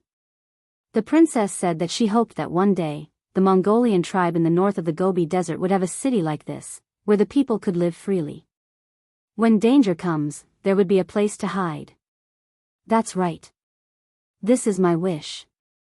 It can also be considered as a dowry for you to marry me. Do you agree? Tuoya looked at Yang Chendong with a serious expression. At this moment, her heart began to beat faster, as if she was afraid that Yang Chendong would shake his head. Although she also knew that building a city would require a lot of financial and material resources, she still made such a request. In her opinion, if the other party did not consider this condition, then perhaps he really did not like her. There was no need for her to stay here. To Tuoya and Na Raizong's surprise, Yang Chendong did not even think about it and nodded directly. Okay, build a city. Build a city that's about the same size as the first city and name it North Desert City. But I also have a request. From now on, there are no Mongol desert tribe in the world. They will be unified under the jurisdiction of the mercenary army.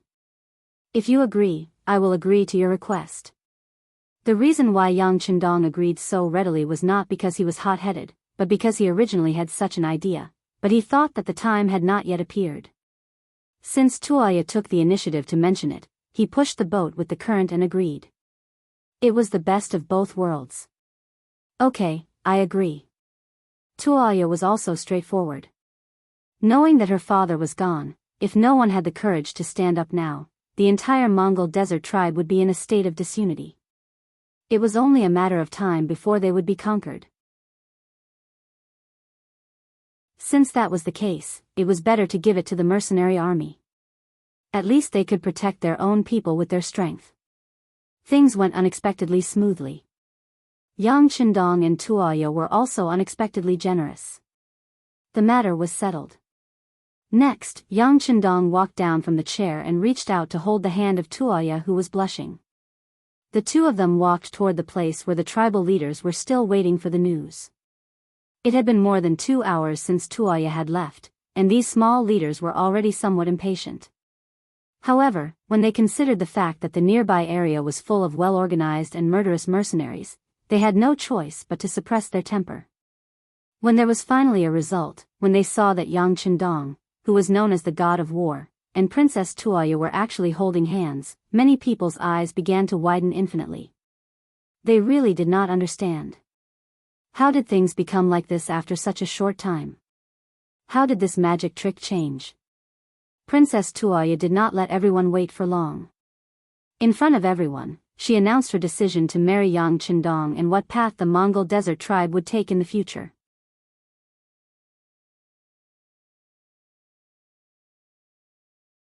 Chapter 876. Tuoya was still announcing her decision as a member of the Golden Family. Yang Chendong, who was standing to the side, received the latest news from Yang Si and lightly nodded his head. Bring him in. Tuoya finally finished her speech. Then, her gaze naturally fell on Yang Chendong. Since she had chosen this person to be her husband, of course, he would take the lead from now on. Yang Chendong hugged Tuoya and smiled. Then, he looked at the tribe leaders who were staring at each other in shock and said, "The princess has already made her decision. In a few days, I will take her as my legal wife. At that time, I welcome everyone to come to the beginning city to congratulate us. Of course, if anyone is not satisfied with this result, you can choose not to come. However, from now on, you will be viewed as my enemy. In the future, there will be no other path of survival in the Mongol region. Come, bring him in." Yang Chendong's threat was still ringing in everyone's ears when the tightly bound Sahaba was dragged in front of everyone by Badao Jiang and Peng Yu. This person, together with Fan Yuhai, forced Khan Sud to death. According to the law, he should be beheaded. Kill him.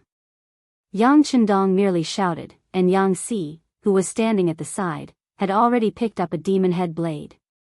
Soon after, the blade was raised and a head was chopped off.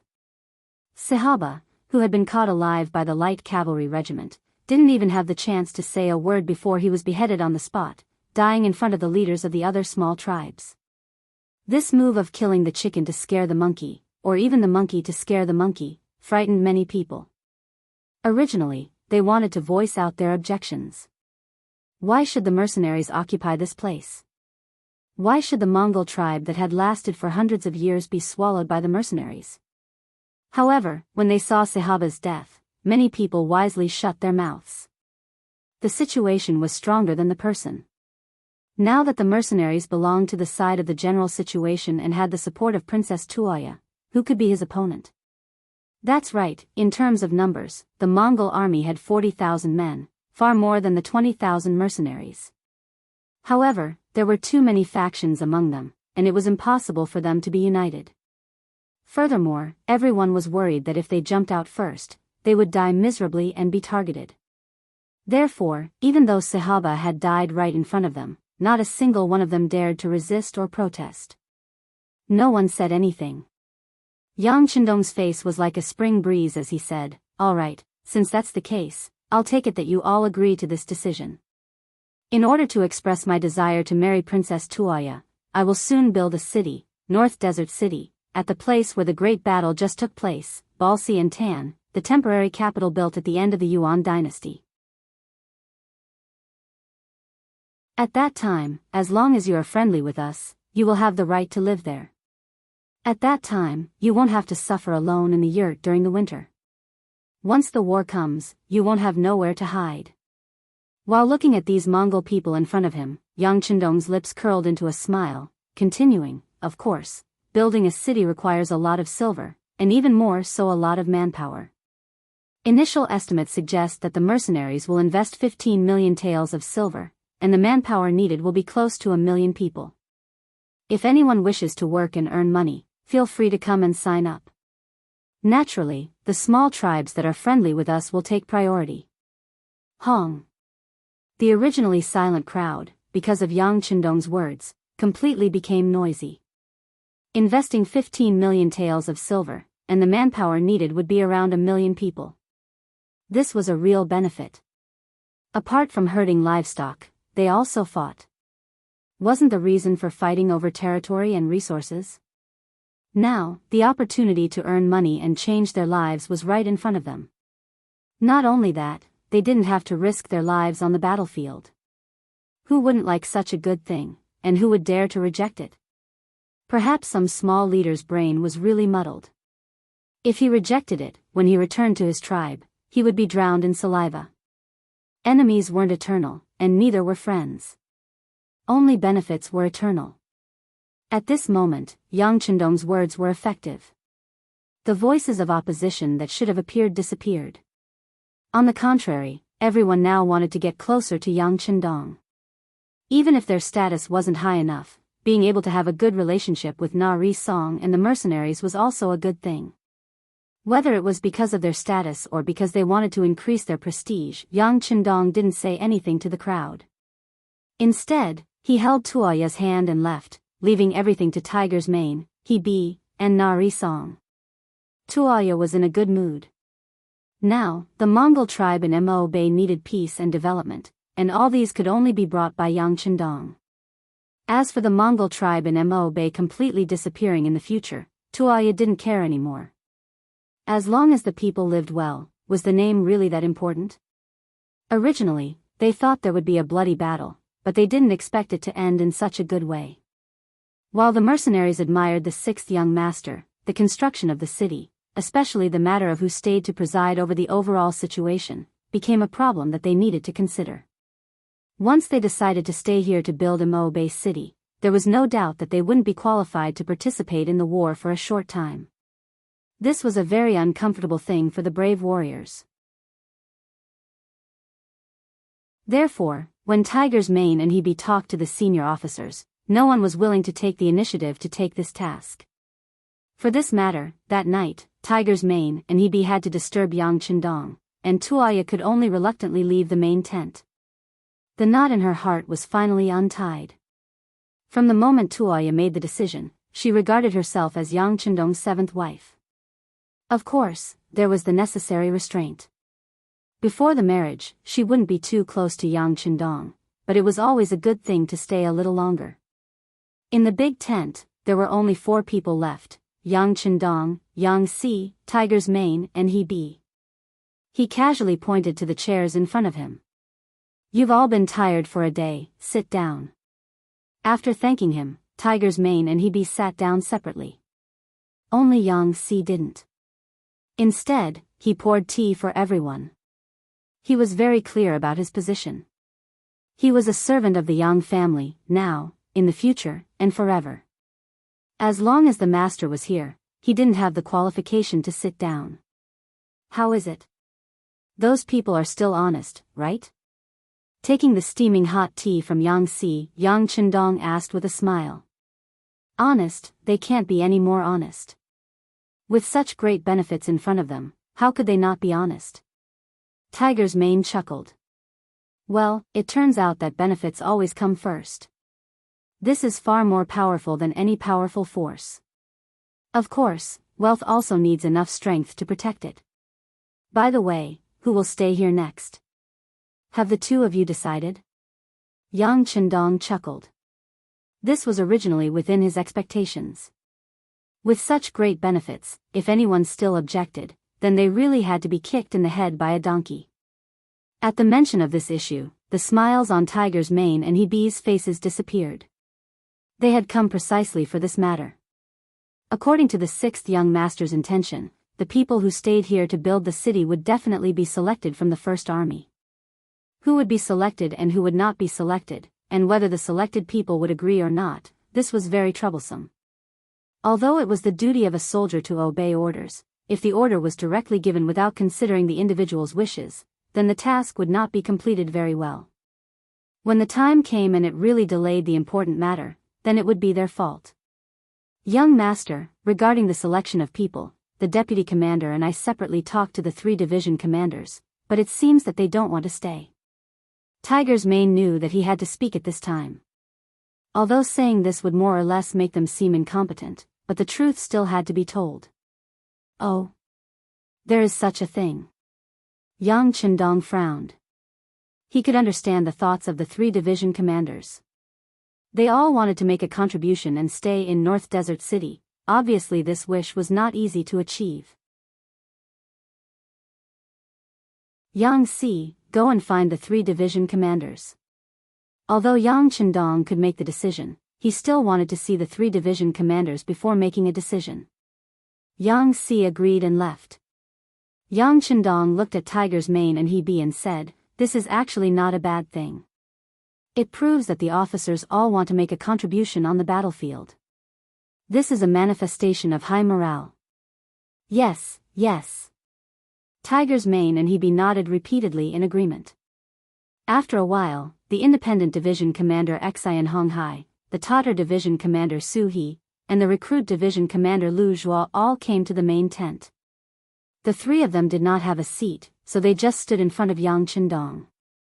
The 3 of them stood there with different expressions. Xian Honghai had a conflicted expression. Su He had a straight face and looked up, ignoring everyone's gaze. Even when Yang Chendong's gaze fell on him, he still did not move. Lu Zhuo's gaze was somewhat evasive, not daring to look directly at Yang Chendong. Clearly, the 3 of them all knew what they were going to talk about this time. Speaking of which, staying here to build North Desert City was a huge task. At the very least, it was not an ordinary identity that could suppress the situation. In the entire new army, other than the commander and deputy commander, they could only choose from these 3 division commanders. Yang Chendong's gaze carefully wandered over the 3 of them, then he nodded and said, "I think you all know why I, the young master, called you here. Then let's not beat around the bush. One of you 3 needs to stay here to be responsible for the safety of North Desert City. Which one of you is willing to take on this responsibility?" The words were asked by Yang Chendong. No matter how unwilling the 3 of them were in their hearts, they had to answer at this moment. The Tatar Division Commander Su He was the first to speak. "6th Young Master, I do not want to stay. I am more willing to go to war with the 6th Young Master."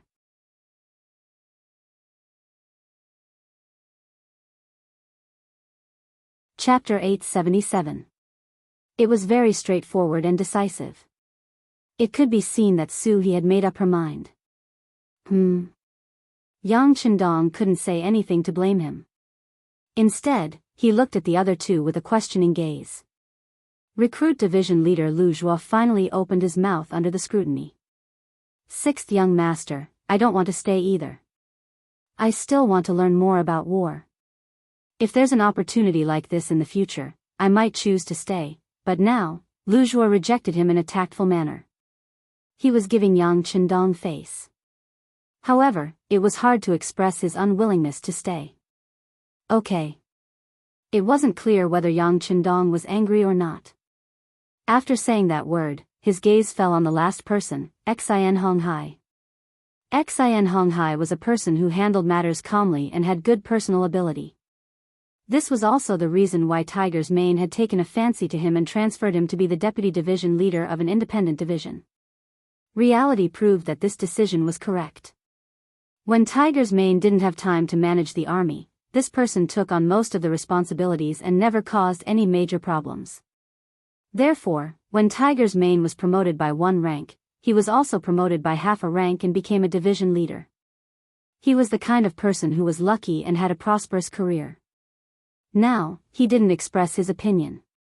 Therefore, when Yang Chendong's gaze fell on him, he hesitated even more. In the end, he sighed in his heart and said, "If that's the case, 6th Young Master, I'll stay." Xian Honghai, who had previously rejected him, actually agreed. This made Tiger's Mane and Shibi, who were sitting there, look suspicious. Yang Chendong smiled and asked curiously, "You're really willing to stay? Don't you know that if you stay here, there won't be any major battles in the short term? You won't have a chance to perform on the battlefield." "Hee, I know. However, I got this position because I got it easy. This time, I have a chance to stabilize myself. Maybe I can use this opportunity to train my soldiers." Xian Honghai had a smile on his face, but there was a hint of bitterness in his laughter. There was nothing he could do about it. Su He and Lu Zhuo had already expressed their opinions. Now, he was the only candidate left. If he didn't agree, wouldn't that make things difficult for the 6th Young Master? Thinking that everything he had now was given to him by the 6th Young Master, he couldn't do such a thing. He could only bite the bullet. Okay. Xian Honghai agreed, but no matter what kind of thoughts and intentions he had, at least someone had taken the initiative to volunteer. Yang Qindong nodded with satisfaction. Even so, from now on, the independent division would not be under the leadership of the new First Army. It would become the independent division that guarded the Mabe dynasty. The commander would be Xian Honghai, and the deputy commander would be Narasong. The Tatar division of the new First Army will be expanded from the original 10 battalions to 20 battalions. The new recruit division will be expanded from the original 15 battalions to 20 battalions. The immediate regiment will be expanded from the original 5 battalions to 10 battalions. The light cavalry regiment will be expanded from the original 5 battalions to 20 battalions and 2 immediate companies. The reconnaissance battalion will be expanded from the original 5 battalions to 4 battalions. Considering that the heavy equipment is still being built, the number of the heavy cavalry regiment will remain unchanged. So, I calculate that the number of the new First Army will be increased from the original 24,800 people to 27,200 people now, which is an increase of more than 2,000 people. Hee hee. Listening to Yang Qindong's arrangement, Tiger's Mane, Shi Bi, and others all laughed, especially Su Mang and Lu Zhua. The number of people they brought with them had increased from the original 6,100 to the current 8,100, which meant that the strength of the new First Army had increased a lot. However, such laughter did not last long. Then, with another sentence from Yang Qindong, everyone was stunned. The independent division also needs to be expanded. The required personnel will be selected from the Mongolian tribes in the Mabe dynasty. The specific number of people recruited is temporarily set as 10 regiments and 1 regiment with 5 battalions, which is 20,000 people in total. Originally, Xian Honghai only led 6,000 soldiers per person. Now, it suddenly increased to 20,000 people, which was an increase of more than 3 times. If they worked hard, they would catch up with the number of the new First Army. How could it not be surprising? But after the surprise, everyone knew that this was originally what Yang Qindong did in order to compensate Xian Honghai for taking the initiative to stay. For a while, everyone's face was a little gloomy. This was their 6th young master. If you were willing to make sacrifices, he would always try his best to compensate you. The current situation was a living example. They stayed for another 3 days. During this period, Yang Qindong met many small leaders of the Mongolian tribes in the Mabe dynasty. In the face of enough benefits, everyone had a good talk with each other. They also approved the marriage between Yang Qindong and Infanta Tuoya. They all promised that they would go to the beginning city to congratulate them on the wedding. Yang Qindong also promised everyone that when he returned to the beginning city, the first batch of construction materials would be sent over. At that time, he would need everyone's support and so on. The beginning city was about 700 li away from the Yinma River. In addition, the distance from the Yinma River to the Mabe city was about 300 li. The total distance was more than 1,000 li. In between the two cities, there were also Wanda City, Guangwu Town, and other places. In this way, they were connected. This would play a great role in stimulating the economy of more Mongolian tribes and influencing more Mongolian people.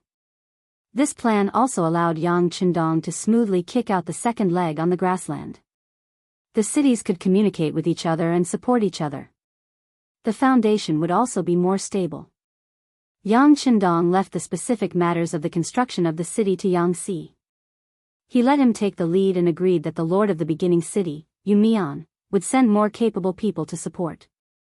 Yang Si, you have to remember that the construction of the Mabe city is very important. From now until it snows in winter, that is, about 5 months. I ask you to build the prototype of the Mabe city in this period of time. The 4 walls in the city must be built well. The warm houses in the city must also be built well. This is a process from scratch to something. There must be some difficulties in the middle, but it doesn't matter. The beginning city and Qiqian city will give you the greatest support. Hundreds of thousands of people in the Mabe Mongolian tribe will also fully support you. Do I have the confidence to complete this work well? Yes, only if young master asks me to do something, I will do it. I will never turn back without orders. Yang Si said with a firm expression. Good, good. Yang Chendong patted Yang Si's shoulder happily. You just need to focus on building the city. The security work will be left to Xian Honghai and Na Raizong. I will arrange for people to take care of other things in the city later. You just need to grasp the general direction. Yang Si's identity was naturally not suitable to be the lord of any city. Yang Chendong had to return to the beginning city to decide on the candidate for the position of the lord of the city. But the city didn't wait for people. The construction of the city had to start first. By the way, although these large and small tribes have to stand on our side for the sake of their interests, they still have to be tested if they are not sincere. You must pay attention to your own safety. The matter is urgent. I will allow you to withdraw first. Young master, I don't want the scene under the Beiding Gate in the capital to happen again. When talking about that matter, Yang Si felt a burst of emotion. In order to save his life, the young master had actually given him a blood transfusion. Just based on this, how could he not sacrifice his life and give it his all? Young master, don't worry. Yang Si knows what to do. 3 days later, Yang Chendong finally left. Other than leaving behind the independent regiment, the rest of the army was brought back. Princess Tuoya also left with him. On the day they left, many small leaders of the tribes came to see them off. They were all brimming with smiles.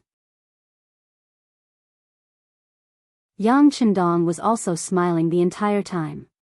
However, everyone knew that no one could tell how much sincerity there was under this smile. With the accompaniment of the army, the return journey was extremely smooth. When they returned to the Yang residence in the beginning city, Yang Chendong immediately arranged for people to summon the lord of the city, Yu Mian, and the principal of the beginning city academy, Wang Si. Originally, Wang Si wanted to let Yang Chendong take on the role of the principal. However, he was still rejected. It was very difficult for him to have the time to go to the academy to teach everyone anything. Sometimes, he would not even go once for a long time. The position of the principal did not live up to its name. Therefore, he only took on the position of the honorary principal and taught everything. The two of them came to the Yang residence one after the other.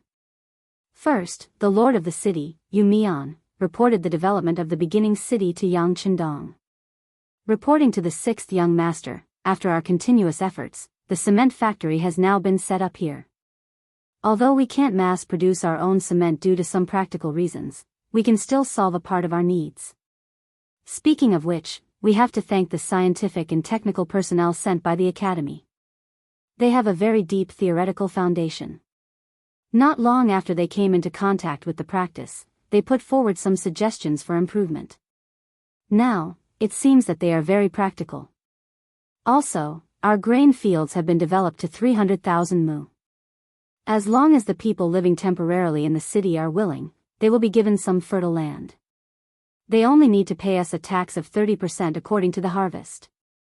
The army's grain fields are all managed by the logistics division. They are all young and strong people. It is a small matter for them to put in some effort. By the end of autumn, we will definitely have a big harvest. In order to ensure that the vegetables and grains can last longer, I have also followed the instructions of the 6th young master. We have built a large granary in the city and dug many cellars outside the city. After the evaluation by the professionals sent by the academy, there is no problem with the depth and width. It can serve as a refrigeration system to ensure that the vegetables can be used for a longer period of time. The 200,000 Han people and 30,000 educated youths sent by the Crimson City are already in place. Most of them have already adapted to the environment here and have begun to work. These people are all very good. As expected of the people sent by the Crimson City. They have already shown their skills in many jobs and proved their abilities. As Yu Mian reported one by one, Yang Chendong nodded his head. Good, good. As long as the problem of food is solved, there will be no problem with the people's hearts. Very good. Thank you for your hard work, City Lord Yu and Principal Wang.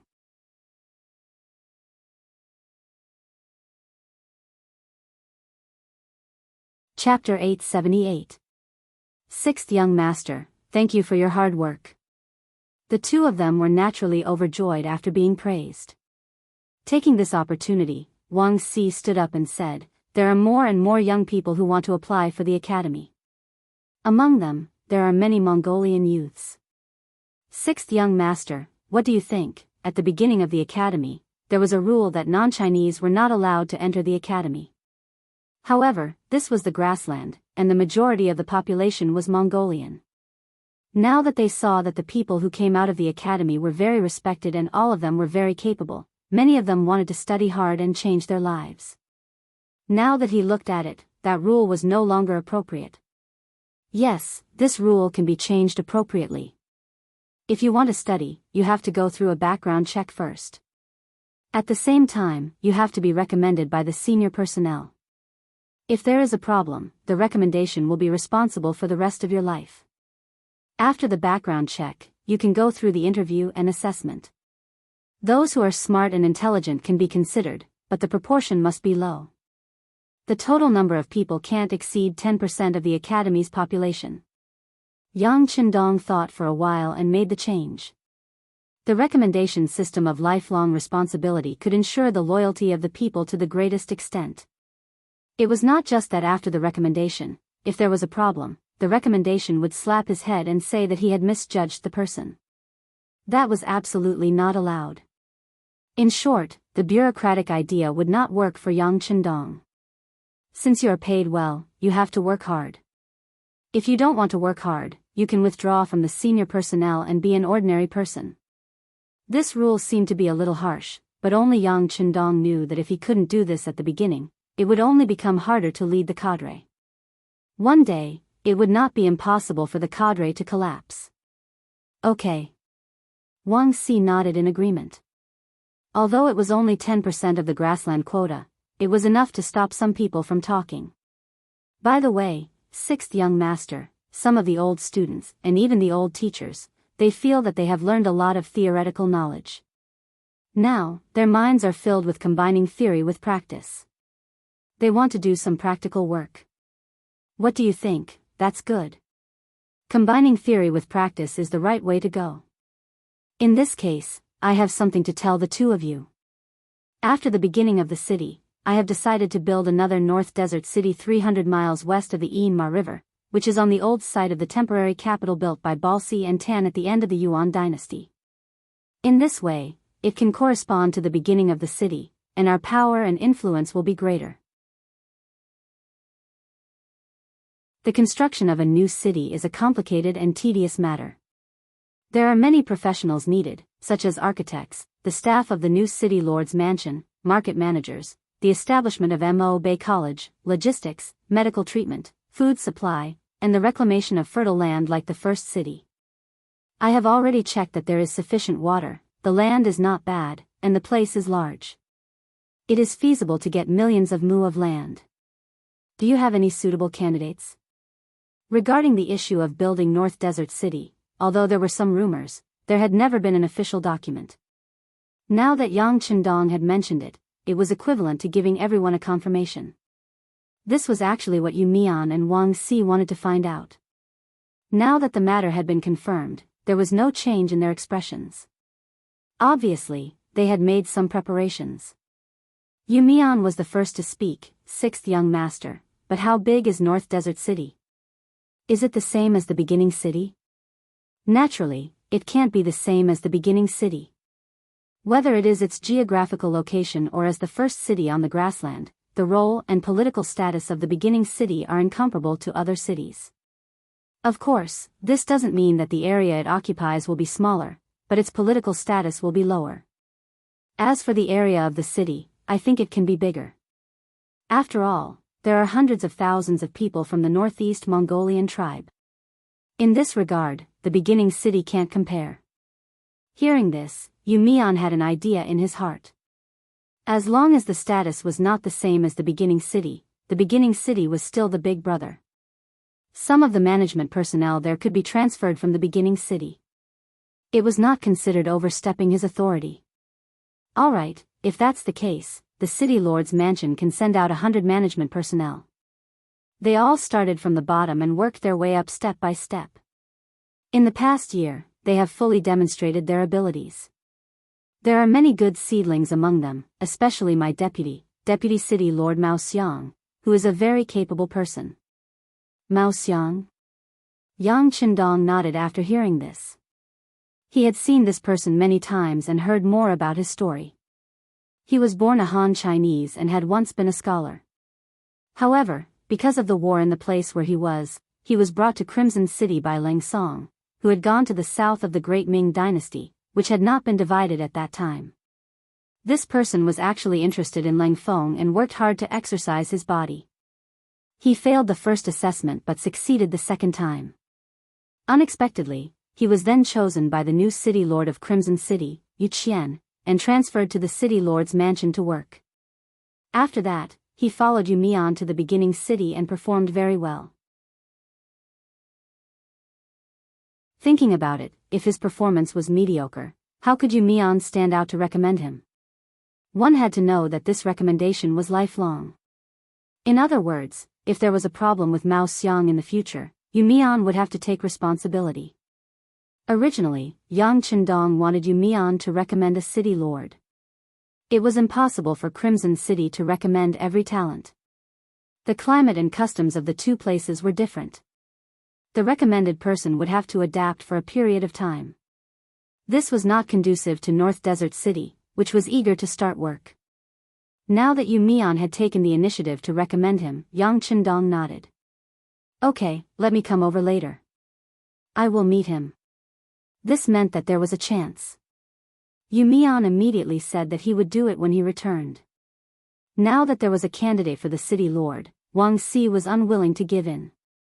He immediately proposed a candidate for the North Desert City Academy. There was no doubt that these two were promoting their own people in order to expand their speaking rights. It was still the same saying, where there were people, there would be conflicts. This was something that even Yang Qindong could not stop. He only wanted these recommended candidates to be suitable. As for some private conflicts, as long as it did not affect the overall situation and work, he would not casually intervene. Just like how he treated Yu Mian's candidate, Yang Qindong said that he also wanted to meet the candidate recommended by Wang Si. The matter was basically settled like this. Then, as the city lord, Yu Mian reported some practical materials that could support the construction of North Desert City. On this point, he did not mean to hide it.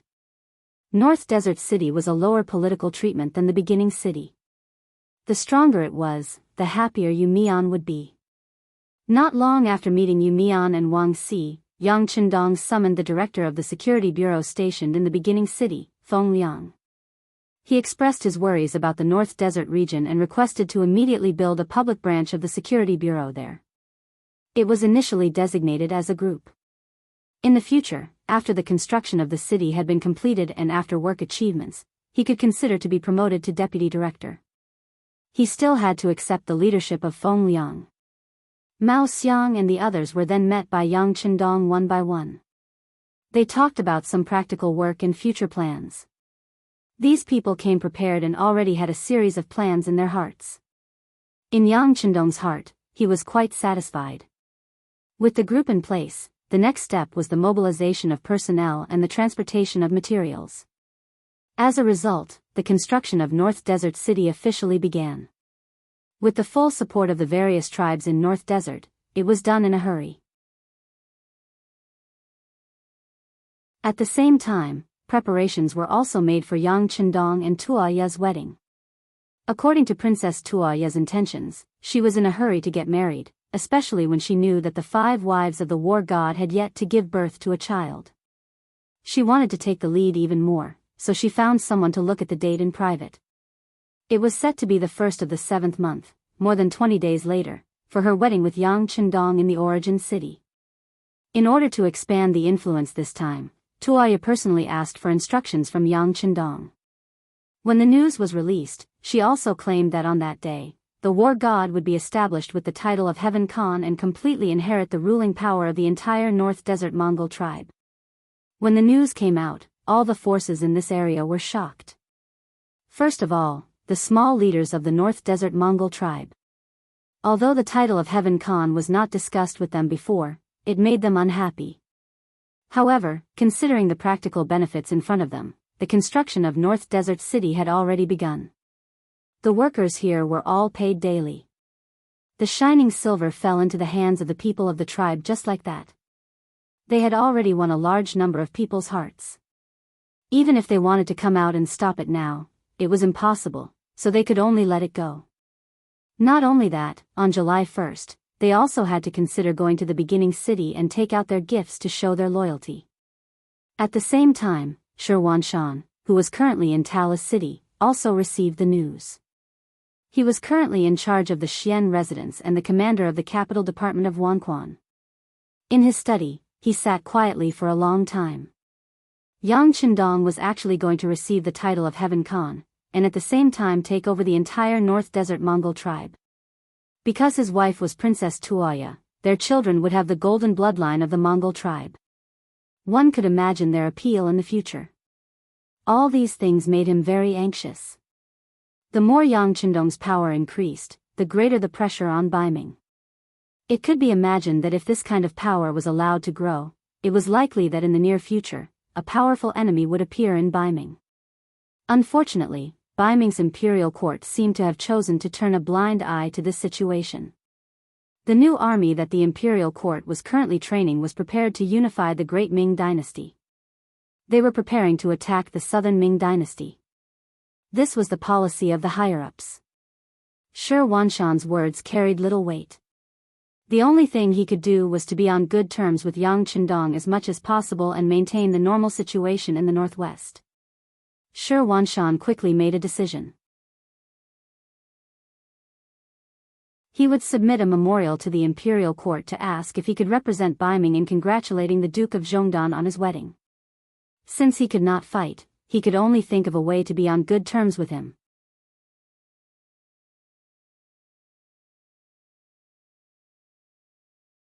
Chapter 879.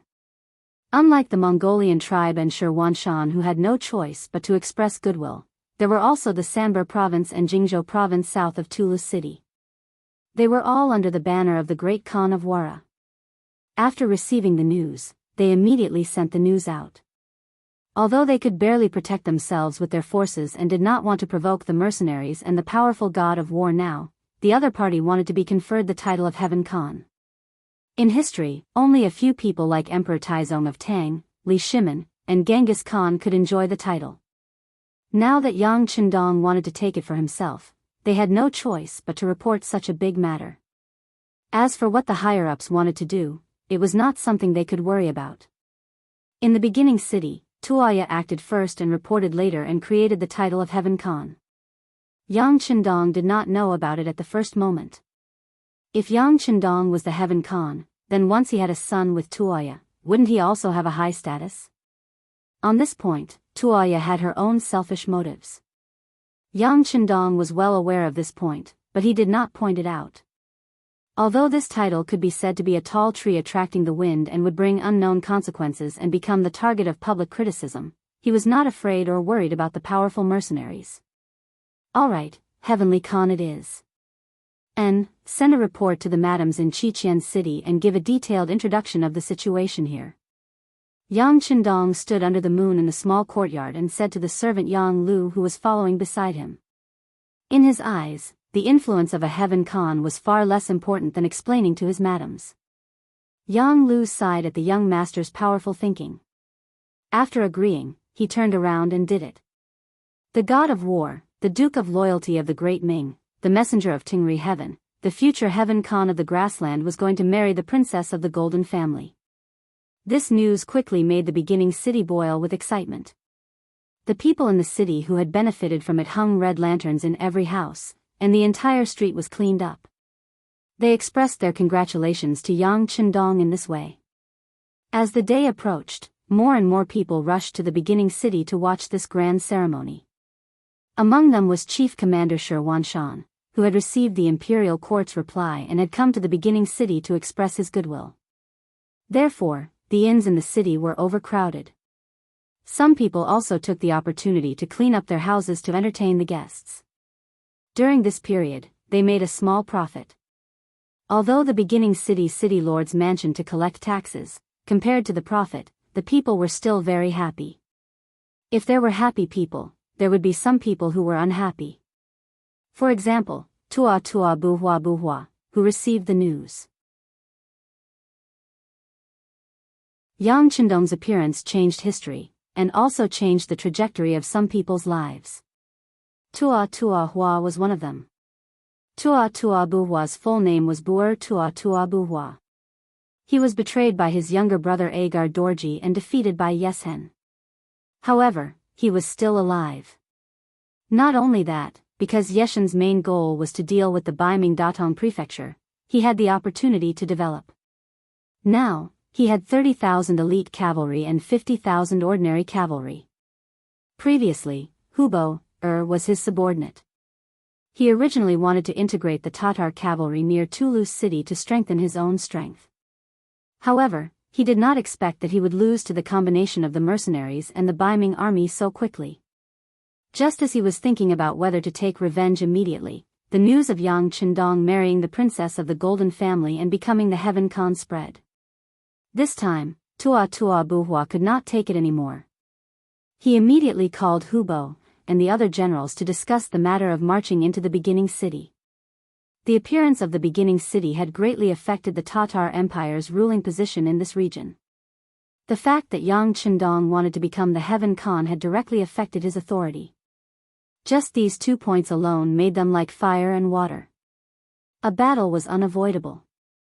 Within the huge yurt, Tua bourgeois ordered Hubo, and another general, Lakshan, to split into the left and right vanguards. They each brought 20,000 troops to head towards the beginning city. Munk was the lieutenant general, and he brought 30,000 elite cavalry and 10,000 Mongol cavalry to follow behind. They wanted to take down the beginning city in one battle and completely defeat the Heaven Khan. The war was just a means to continue the political appeal.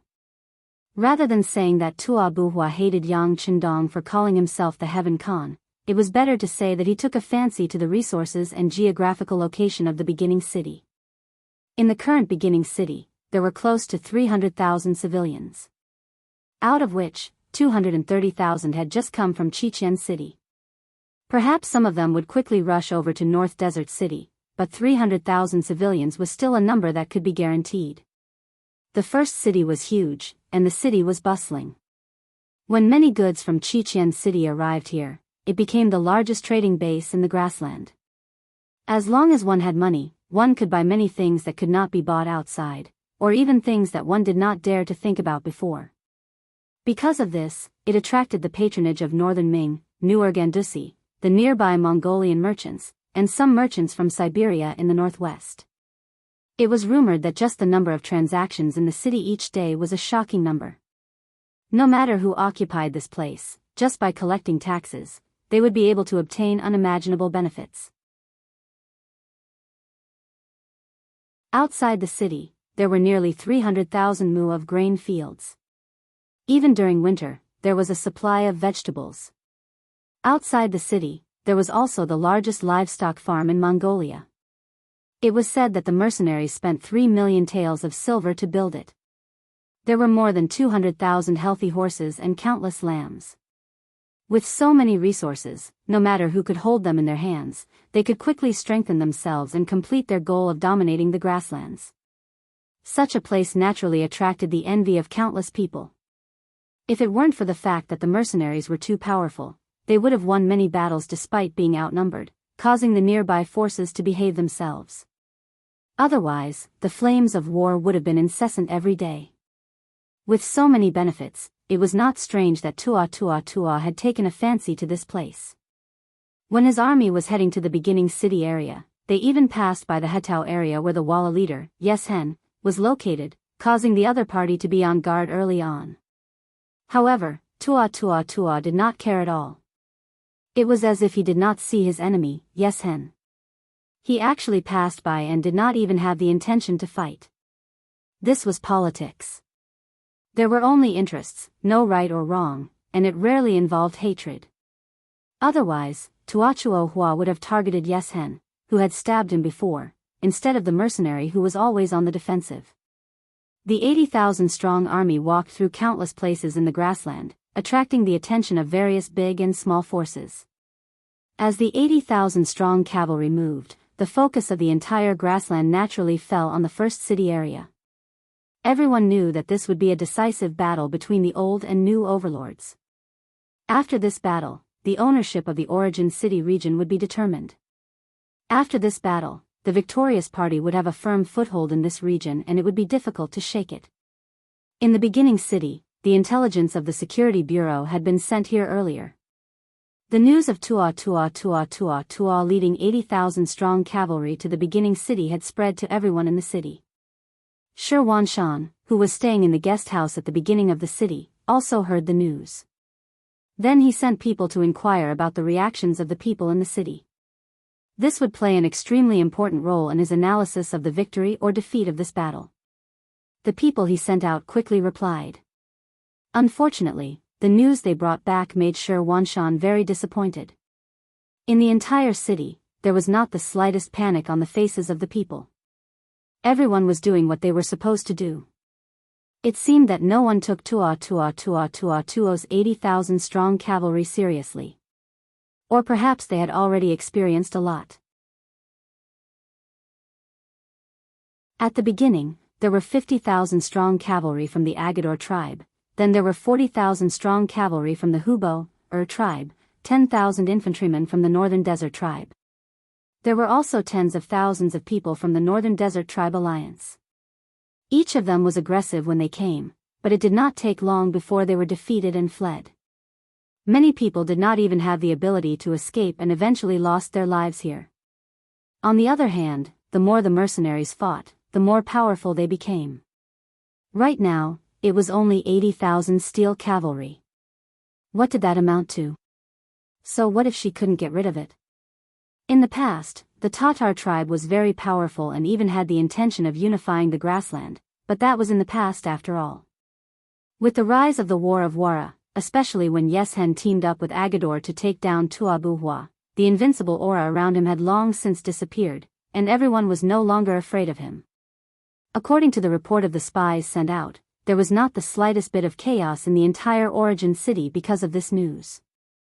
If one had to say who was influential, it would be the adult men among the common people. They longed for war because only then would they have the opportunity to join the army. It should be known that the treatment of mercenaries in the entire prairie was second to none when compared to the great Ming dynasty. A soldier could support his entire family. This was not just a slogan, but a reality. If one could achieve military merits in battle and become an officer, their treatment would be even better. Even if they were unfortunate enough to die in battle, the compensation given to them would be an astronomical sum. In the past, when they fought for the other Mongolian tribes, they would dig a hole and bury them whenever they died. Some would even set fire to their graves. Their families would also be bullied or become slaves because of this. The attitude of the mercenaries towards Junlai was many times better. It was precisely because the mercenaries treated their soldiers so well that it affected the nearby Mongolian tribes. They were all fighting on horseback, but the treatment was so different. Many people wanted to be treated the same. In the end, the leaders of the tribes could only watch as their cavalry left them and joined the powerful mercenary family.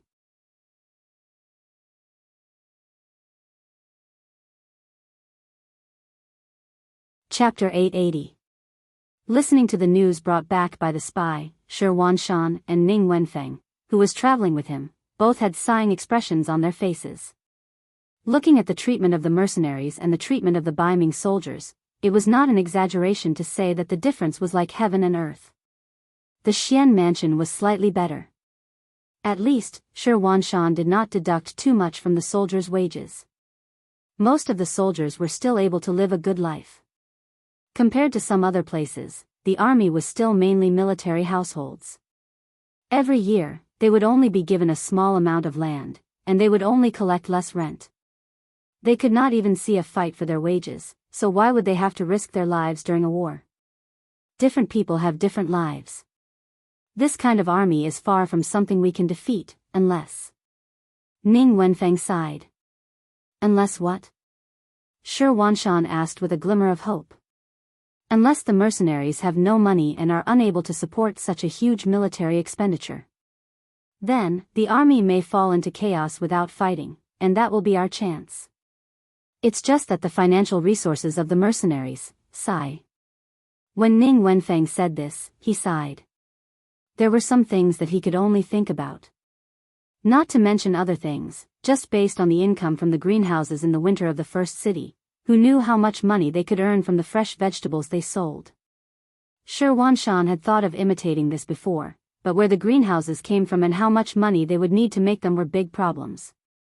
More importantly, once these greenhouses were really made, the income would belong to the officials of the Beiming Imperial Court before the Xian Mansion and the Wan All Department could think about it. If that was the case, wouldn't it be making a wedding dress for others? No one was willing to do something that did not bring them any benefits. Shi Wanshan could only dismiss this idea. Now that he heard Ning Wenfeng say that unless the mercenaries had financial problems, perhaps their opportunity would appear. He shook his head and said, "This problem will not appear for the time being. I'm afraid you already know that the mercenaries have a large military base on Ryukyu Island. I think the development there is far beyond our imagination. How much money can be made from the things produced there is not something you or I can imagine." With the arrival of 200,000 Han people and 30,000 educated youths in the first city, the problem of the Qiqian city was no longer a secret. Some legends about it could be heard on the streets and alleys. For example, there was an electric light that could shine at night as if it was daytime. It was something that people who had never been there could not imagine. The news was leaked, and there was nothing they could do about it. After all, there were 200,000 people, and no one could guarantee that they were all people who kept secrets. In addition to the temptation of spies from various parties, the news was quickly spread out. Regarding this matter, Director Feng Liang first caught a few people. After realizing that it was useless, he asked for instructions from Yang Chendong. Then, the Security Bureau began to release all kinds of news. For example, there was an immortal's aura above Qiqian City, which supported the city during the day and night. For example, there was gold and silver placed on the streets of Qiqian City, but no one went to pick them up.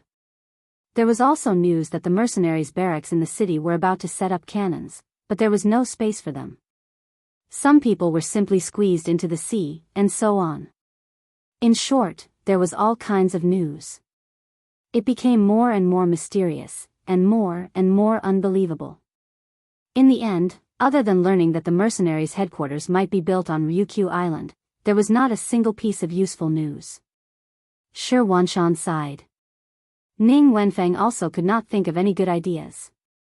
The two of them stared at each other, sighing that they were born at the wrong time. They even faintly worried about Beiming's future. A few streets away from the guest house, the Yang Mansion, as the most mysterious and most respected existence in the beginning city, was also holding a meeting at this moment. They were discussing how to fight against Tuachuo Huahua's 80,000 troops. "Bandits, they're all bandits," one of the participants, beginning city Lord Yu Qian, said angrily. It was no wonder that he was so angry. This time, Tuachuo Huahua personally led an army here. He even brought the elite of the Tatar cavalry. On the surface, it seemed that he was dissatisfied with the sixth young master's performance of being conferred the title of Heavenly Khan, but in fact, it was just an excuse for him to occupy this place by force. Everything that beginning city had now did not come from the wind. It was built with the efforts of countless people and a huge amount of money. Even now, it seemed that there were many ways to earn income in beginning city, such as business tax, local tax, house rent, greenhouse vegetables, large horse and sheep farms, and so on. In fact, there was still a huge difference compared to the investment. According to the sixth young master's earliest plan, it was already very good to be able to break even within 3 years. This was also because beginning city was the first big city on the grassland and had many innate conditions. Once the number of cities increased, there would be some impact on each other. At that time, if one wanted to build a city to break even or even start to make money, it would probably take 5 years. So much money and effort had been invested. Now that beginning city's situation had begun to improve and prosper, there were immediately people who had ideas about it. It was no wonder that the bookish Xu Mian would be so angry. He had always treated Beginning City as his own child. Yes, they've taken a fancy to Beginning City's position and various resources. They started the war to plunder it. If they really occupy this place, I'm afraid it won't take long for this place to return to the desolate Alahumaki city of the past. Beginning City Academy's dean, Wang Si, also chimed in. Then, he seemed to have thought of something and chuckled. Dean Wang, what are you laughing at? Yu Mian asked with a puzzled expression. Oh, it's nothing. I heard that there's another reason why Tuachuo Buhua wants to enter Beginning City. It's said that the sixth young master is disrespectful to Genghis Khan. They said that he once used a poem to say that Genghis Khan, the prodigy of the generation, only knew how to shoot a big eagle with a bow. They said that this was the sixth young master's metaphor that their ancestor only knew how to shoot birds with a bow. Ahaha, ha ha ha. At this point, Wang Si could no longer control himself. He could not help but hold his stomach and laugh out loud in such a serious meeting. Not only him, but many people in the meeting also laughed at this moment. The original meaning of this was that the sixth young master said that Genghis Khan was brave but not astute. However, it was interpreted this way. However, it did not seem to be wrong on the surface. Yang Qindong, who was sitting at the head of the table, also chuckled. Then, he gently raised his right arm. Immediately, the meeting became incomparably quiet. All right, there's no need to talk about robbers. I've said long ago that in this world, sometimes it's useless to reason. In the end, it still depends on who has the biggest fist. That's the hard truth. As the saying goes, we'll deal with whatever comes our way. Since Tuachuo Buhua wants to court death, we'll fulfill their wish. Tiger's Mane, how's the training of the new army going? Tiger's Mane, who was the only one with the rank of Major General, stood up. Young master, the situation is very good. The general trend is irresistible. Nowadays, there are too many young men from the grasslands who want to join the mercenary army. This is where the pressure lies. It's not easy to join the army and occupy a spot. In order not to lose it, all the soldiers are working hard to train. No one dares to be lazy, for fear of being squeezed out by others. Good, it's best to be able to train independently. Only if you're truly willing can the trained army be a strong, iron army, an invincible army. Yang Qindong nodded in satisfaction after hearing this. Then, he looked at Beta Persei on the other side and asked, how's the logistics division? How many recruits are training now? How many captives can be sent to the battlefield immediately? How many reserve soldiers are available? Young master, the logistics division now has 10,000 recruits training. In half a month, the first stage will basically be over. In another month, most of the training procedures will be completed and they can be considered to officially enter the army. There are 15,000 captives, all of whom are the kind who can fight on the battlefield at any time. In the reserve, there are 10,000 young men from the grasslands. Usually, they mainly focus on learning Chinese and writing. At the same time, they are also responsible for reclaiming grain fields and doing construction work in the city. This is also a way to train their brain and physical strength. Once they pass the initial assessment, they can transfer to the recruit area for training at any time and wait for the opportunity to add to the army. Well, 35,000 people. That's not a small number. Yang Qindong was also quite satisfied with the logistics division's work. Logically speaking, as long as he was willing, he could form another army now. However, considering the financial pressure, he gave up this idea. The treatment of mercenary soldiers was very high, even a little too high. Once the number of troops was too high, the pressure on the city lord's mansion would increase.